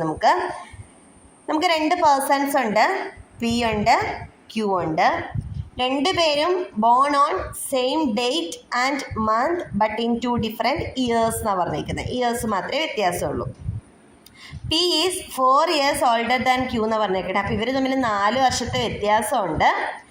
പി ബോൺ ചെയ്തേക്കുന്നത് മൺഡേ ആണെങ്കിൽ ക്യൂ ബോൺ ചെയ്തേക്കുന്ന ഡേ ആണ് നമുക്ക് വേണ്ടത്. അപ്പോൾ ഇവർ തമ്മിലുള്ള ഡിഫറൻസ് 4 വർഷത്തെയാണ്. ഈ വർഷങ്ങൾ കാൽക്കുലേറ്റ് ചെയ്യുമ്പോൾ നമുക്ക് നോർമൽ വർഷവും നോക്കണം, ലീപ്പ് ഇയറും നോക്കണം. ഓക്കെ. അപ്പോൾ അത് എങ്ങനെ വരാം? എന്തായാലും ലീപ്പ് ഇയർ 4 വർഷത്തിൽ ഒരെണ്ണം എന്തായാലും വരികയാണെങ്കിൽ വരുള്ളൂ അല്ലേ. അപ്പോൾ നമുക്ക് 2 കേസുകളുണ്ട്. ഒന്നാമത്തെ കേസ് എന്ന് പറയുന്നത് ഒരെണ്ണം ലീപ്പ് ഇയറും ബാക്കി 3 എണ്ണം നോർമലും ആകാം. അടുത്ത കേസ് എന്ന് പറയുന്നത് 4 നോർമലാകാം. അപ്പം ഈ 2 കേസുകളിലും എങ്ങനെയാണ് ഡേയ്സ് വരിക എന്ന് നോക്കണം. അതിന് ഒരു ലീപ്പ് ഇയർ എന്ന് പറഞ്ഞു കഴിഞ്ഞാൽ 52 വീക്സും 2 ഡേയ്സും ഉണ്ട്. ഒരു നോർമൽ ഇയർ എന്ന് പറഞ്ഞാൽ 52 വീക്സും 1 ഡേയും ഉണ്ട്. അതായത് ഈ ഒരു ഡേ അനുസരിച്ച് അതിൻ്റെ ഡിഫറൻസ് വരാം. കറക്റ്റ് ആഴ്ചകൾ കാൽക്കുലേറ്റ് ചെയ്യുമ്പോൾ മൺഡേ എന്ന് പറയുന്നത് മൺഡേയിൽ തന്നെ പോയി കിടക്കും അല്ലേ. പിന്നെ ഒരു ഡേ അല്ലെങ്കിൽ 2 ഡേ എന്നുള്ള വ്യത്യാസം അനുസരിച്ചിട്ടാണ് ആ ഡേയ്സ് മാറുക. അതായത് നോർമൽ ഇയർ കൗണ്ട് ചെയ്യുമ്പോൾ നമുക്ക് എന്താ വ്യത്യാസം വരിക? ഓരോ ദിവസത്തെ ചേഞ്ച് വരും. ദെൻ ലീപ്പ് ഇയർ കൗണ്ട് ചെയ്യുമ്പോൾ നമുക്ക് എന്താ വരിക? 2 ദിവസം വീതം ചേഞ്ച് ചെയ്തുകൊണ്ടിരിക്കും നമ്മൾ ഓരോ ഇയേഴ്സ് വെച്ചിട്ട് നോക്കുമ്പോൾ. അപ്പം നമുക്ക് ഫസ്റ്റ് നമ്മൾ നോക്കുന്നത് ഒരു ലീപ്പ് ഇയർ 3 നോർമൽ ഇയറും ആണെന്ന് വിചാരിച്ചോ. മൊത്തം 4 വർഷമുണ്ട്. ഒരു ലീപ്പ് ഇയർ വരുമ്പോഴേക്കും നമുക്ക് 2 ദിവസത്തെ വ്യത്യാസം വന്നു. 3 നോർമൽ ഇയർ വരുമ്പോഴേക്കും ഓരോ നോർമൽ ഇയറിനും ഓരോ ദിവസത്തെ വ്യത്യാസം അനുസരിച്ചിട്ട് മൊത്തം 3 ദിവസം വന്നു. അപ്പം മൊത്തം 5 ദിവസത്തെ വ്യത്യാസം വന്നു. സോ മൺഡേയിൽ നിന്ന് 5 ദിവസത്തെ വ്യത്യാസം വരിക എന്ന് പറഞ്ഞു കഴിഞ്ഞാൽ ട്യൂസ്ഡേ, വെനസ്ഡേ, തേഴ്സ്ഡേ, ഫ്രൈഡേ, സാറ്റർഡേയിലേക്ക് വരും. സോ നമുക്ക് സാറ്റർഡേ ആകാം ഒരു ചാൻസ്. ഇനി 4 നോർമൽ ഇയേഴ്സ് ആണെന്നുണ്ടെങ്കിൽ നമുക്ക് 4 ഓരോ ദിവസത്തെ വ്യത്യാസങ്ങളാണ് വരിക. അതായത് മൺഡേയിൽ നിന്ന് 4 ദിവസത്തെ വ്യത്യാസം വരുമ്പോഴേക്കും അത് നമുക്ക് എവിടെ കിടക്കും? ഫ്രൈഡേയിൽ കിടക്കും. അപ്പം നമ്മുടെ കൺക്ലൂഷൻ എന്താണ്? ഫ്രൈഡേ അല്ലെങ്കിൽ സാറ്റർഡേ ആയിരിക്കും ക്യൂ ബോൺ ചെയ്തിട്ടുണ്ടാവുക. അപ്പോൾ ഓപ്ഷൻ ഡി ആയിരിക്കും നമുക്ക് കറക്റ്റ് ആയിട്ടുള്ള ആൻസർ വരിക. ഓക്കെ ആണല്ലോ. ലീപ്പ് ഇയർ അതുപോലെ നോർമൽ ഇയർ ഒക്കെ വരുമ്പോൾ എങ്ങനെയാണ് ഈ ഡേയ്സിൻ്റെ വ്യത്യാസം വരിക എന്ന് മാത്രമേ മനസ്സിലാക്കാനുള്ളൂ കേട്ടോ. ഇനി നമുക്ക് വേറെ ഏതെങ്കിലും ഇയേഴ്സ് തന്നിട്ട് ചോദിച്ചു കഴിഞ്ഞാൽ ആ ഇയേഴ്സിൽ ഏതെങ്കിലും നോർമൽ ഇയർ ആണോ ഏതെങ്കിലും ലീപ്പ് ഇയർ ആണോ എന്നുള്ളത് കൗണ്ട് ചെയ്യണമെന്ന് മാത്രമേ ഉള്ളൂ. അതൊന്നും നോക്കണമെന്നേ ഉള്ളൂ. സെയിം ടൈപ്പ് തന്നെ വരിക. ഇയേഴ്സ് ഏതെങ്കിലും മെൻഷൻ ചെയ്തിട്ടുണ്ടെങ്കിൽ നമുക്കറിയാലോ ലീപ്പ് ഇയർ ആണോ എന്ന് നോക്കുക, നോർമൽ ഇയർ ആണോ എന്ന് നോക്കുക, എന്നിട്ട് ആ പ്രോബ്ലം ചെയ്യാമെന്ന് മാത്രമേ നമുക്കവിടെ ചെയ്യാനുള്ളൂ കേട്ടോ. ഓക്കെ. സോ എക്സാമിന് നന്നായിട്ട് പ്രിപ്പയർ ചെയ്യുക. ഏതൊരു പ്രോബ്ലം കണ്ടാലും ജസ്റ്റ് ഒന്ന് എഴുതി നോക്കാനുള്ളൊരു മനസ്സ് കാണിക്കുക. Thank you. All the best. നമ്മൾ സ്ഥിരം ഇംഗ്ലീഷിൽ സെറ്റിന്റെ ജനറൽ പേപ്പറിൽ ചോദിക്കുന്ന കുറച്ച് ചോദ്യങ്ങൾ നമുക്കൊന്ന് ഡിസ്കസ് ചെയ്യാം. Choose the opposite word meaning profane. Profane എന്ന് പറയുന്ന വേർഡിന്റെ ഓപ്പോസിറ്റ് മീനിങ് നമുക്ക് ഓപ്റ്റ് ചെയ്യണം. ഇത് നിങ്ങൾക്കറിയാം, ധാരാളമായിട്ട് ഈ ഓപ്പോസിറ്റ് ക്വസ്റ്റ്യൻസ് ചോദിക്കുന്ന ചോദ്യങ്ങൾ പലപ്പോഴായി സെറ്റ് ഇംഗ്ലീഷിന് വരാറുണ്ട്. അപ്പോൾ നമുക്ക് അത്യാവശ്യം വൊക്കാബുലറി ഡെവലപ്പ് ചെയ്യുക എന്നുള്ളതാണ് ഇതിൽ ഏറ്റവും ബേസിക് ആയിട്ടുള്ള ഒരു കാര്യം എന്ന് പറയുന്നത്. അതിൽ നമ്മൾ എങ്ങനെയാണ് ഈ ഓപ്പോസിറ്റ്സും സിനോണിംസും നമുക്ക് ട്രാക്ക് ചെയ്യാൻ പറ്റുക നമുക്ക് നോക്കാം കേട്ടോ.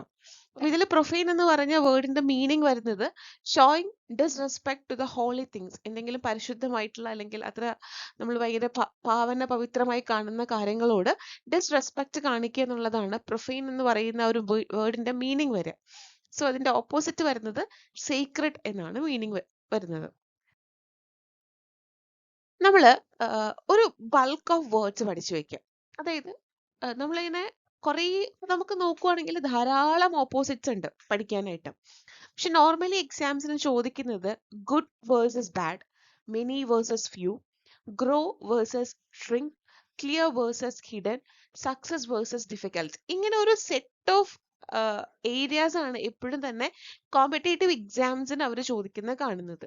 അപ്പൊ നിങ്ങൾ അങ്ങനത്തെ ഒരു ചങ്ക്സ് ഓഫ് ഓപ്പോസിറ്റ്സ് എടുത്തിട്ട് അത് പഠിച്ചു വെക്കുക. അപ്പൊ benevolent, malevolent, virtue, vice, humble, arrogant, abundant and scarce, expand, contract, explicit, implicit, prosperity, adversity, victory, defeat. ഇങ്ങനെ ഒരു സെറ്റിന് അണ്ടറിൽ വരുന്ന, ഇതിന്റെ അണ്ടറിൽ ഇനിയും ഉണ്ട് ഓപ്പോസിറ്റ്സുകൾ.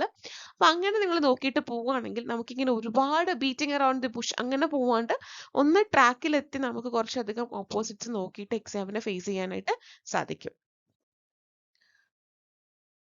Next question. I will never miss a hockey match. I dash fond of it since my childhood. Am, have been, has been, will be. നമുക്ക് ഈ ബീൻ, ഹാസ്, ഹാവിന്റെ ഒക്കെ യൂസ് കാണുമ്പോൾ ഈ ടെൻഷനാണ്. ആൻഡ് ഇതിന്റെ ആൻസർ എന്ന് പറയുന്നത് I never miss A hockey match. I have been found of it since my childhood. ഇനി എന്തുകൊണ്ട് നമുക്ക് നോക്കാം. ഇതിനകത്ത് സിൻസ് എന്ന് പറയുന്ന ഒരു കാര്യമുണ്ട്. I dash fond of it since. സിൻസിന്റെ കൂടെ ഒരു പോയിന്റ് ഓഫ് ടൈമും കൂടി കാണിച്ചിട്ടുണ്ട്. അതായത് സിൻസ് മൈ ചൈൽഡ്ഹുഡ്, അവിടെ ചൈൽഡ്ഹുഡ് എന്ന് പറയുന്നതാണ് ഒരു പോയിന്റ് ഓഫ് ടൈം. ഈ സിൻസിന്റെ കൂടെ ഒരു പോയിന്റ് ഓഫ് ടൈം വരുവാണെങ്കിൽ അത് ഒന്നെങ്കിൽ പ്രസന്റ് പെർഫെക്റ്റോ അല്ലെങ്കിൽ പ്രസന്റ് പെർഫെക്റ്റ് കണ്ടിന്യൂസോ ആയിരിക്കും. നമുക്ക് എങ്ങനെ അതിന്റെ ഒരു ഇക്വേഷൻ ക്രിയേറ്റ് ചെയ്യാൻ പറ്റും? സിൻസ് പ്ലസ് പാസ്റ്റ് ടൈം ആണെങ്കിൽ have or has plus V3 അല്ലെങ്കിൽ ഹാവ് ഓർ ഹാസ് ബീൻ എന്ന് പറയുന്നതായിരിക്കും ഇതിന്റെ ഒരു ഇക്വേഷൻ വരിക.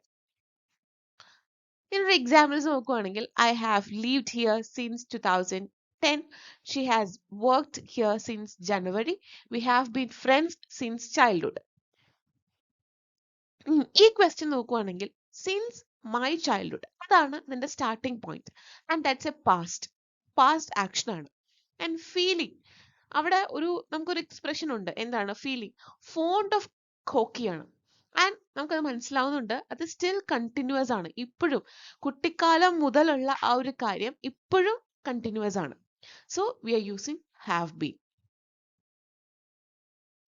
ഇവിടെ since plus point of time ആണെങ്കിൽ സിൻസ് മൈ ചൈൽഡ്ഹുഡ് എന്ന് പറയുന്നത് ഒരു സ്റ്റാർട്ടിംഗ് പോയിന്റ് ആണ്. ആൻഡ് നമുക്ക് ആ ഒരു കാര്യം എന്താണോ whatever it is continues up to the present. അപ്പൊ നമ്മൾ ഹാവ് ബീൻ യൂസ് ചെയ്തു. റൂൾ എന്ന് പറയുന്നത് സിൻസിന്റെ കൂടെ ഒരു പോയിന്റ് ഓഫ് ടൈം ഉണ്ടെങ്കിൽ either it will be have or has been ആയിരിക്കും. 4 പ്ലസ് പീരീഡ് ഓഫ് ടൈം ആണെങ്കിൽ she dash a teacher for 10 year. അതായത് 4 പ്ലസ് അതിന്റെ കൂടെ 10 ഇയർ എന്ന് പറയുന്ന ഒരു കൺസെപ്റ്റ് ഉണ്ട്. അതെങ്ങനെയായിരിക്കും? 4 10 year is equal to a duration ആണ്. That means started in the past and it's continuous now.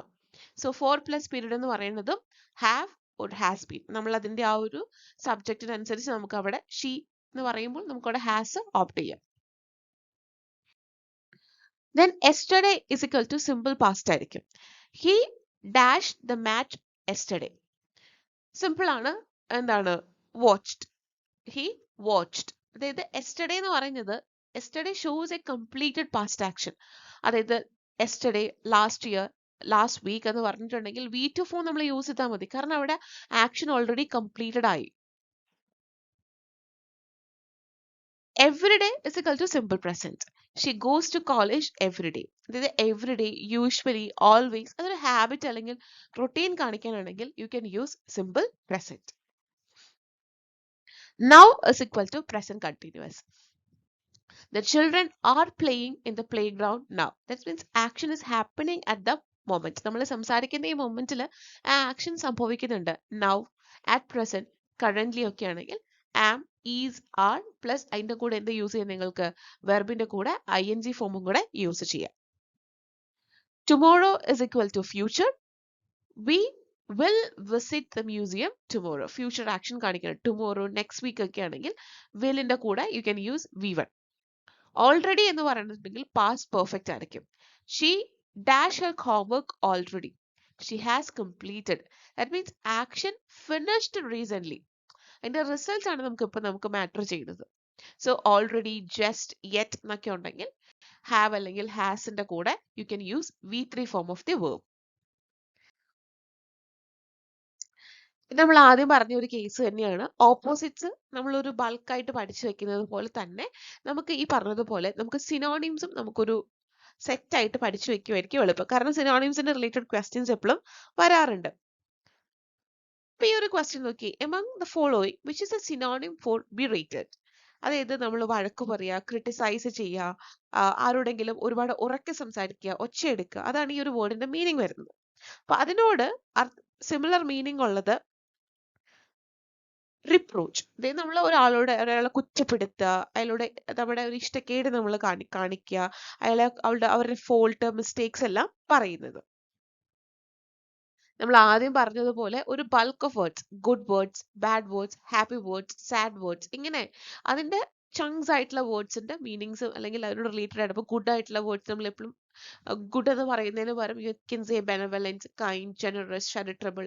And bad words malevolent, cruel, wicked, evil. Happy words glad, joyful, delighted, cheerful. Sad words unhappy, miserable, gloomy, depressed. അങ്ങനെ ഒരു chunks of meanings നമ്മൾ നോക്കി വെക്കുക. അപ്പോൾ നിങ്ങൾക്ക് easy ആയിട്ട് opposites ആണെങ്കിലും synonyms ആണെങ്കിലും നിങ്ങൾക്ക് ഈസിലി നിങ്ങൾക്ക് ട്രാക്ക് ചെയ്യാനായിട്ട് സാധിക്കും.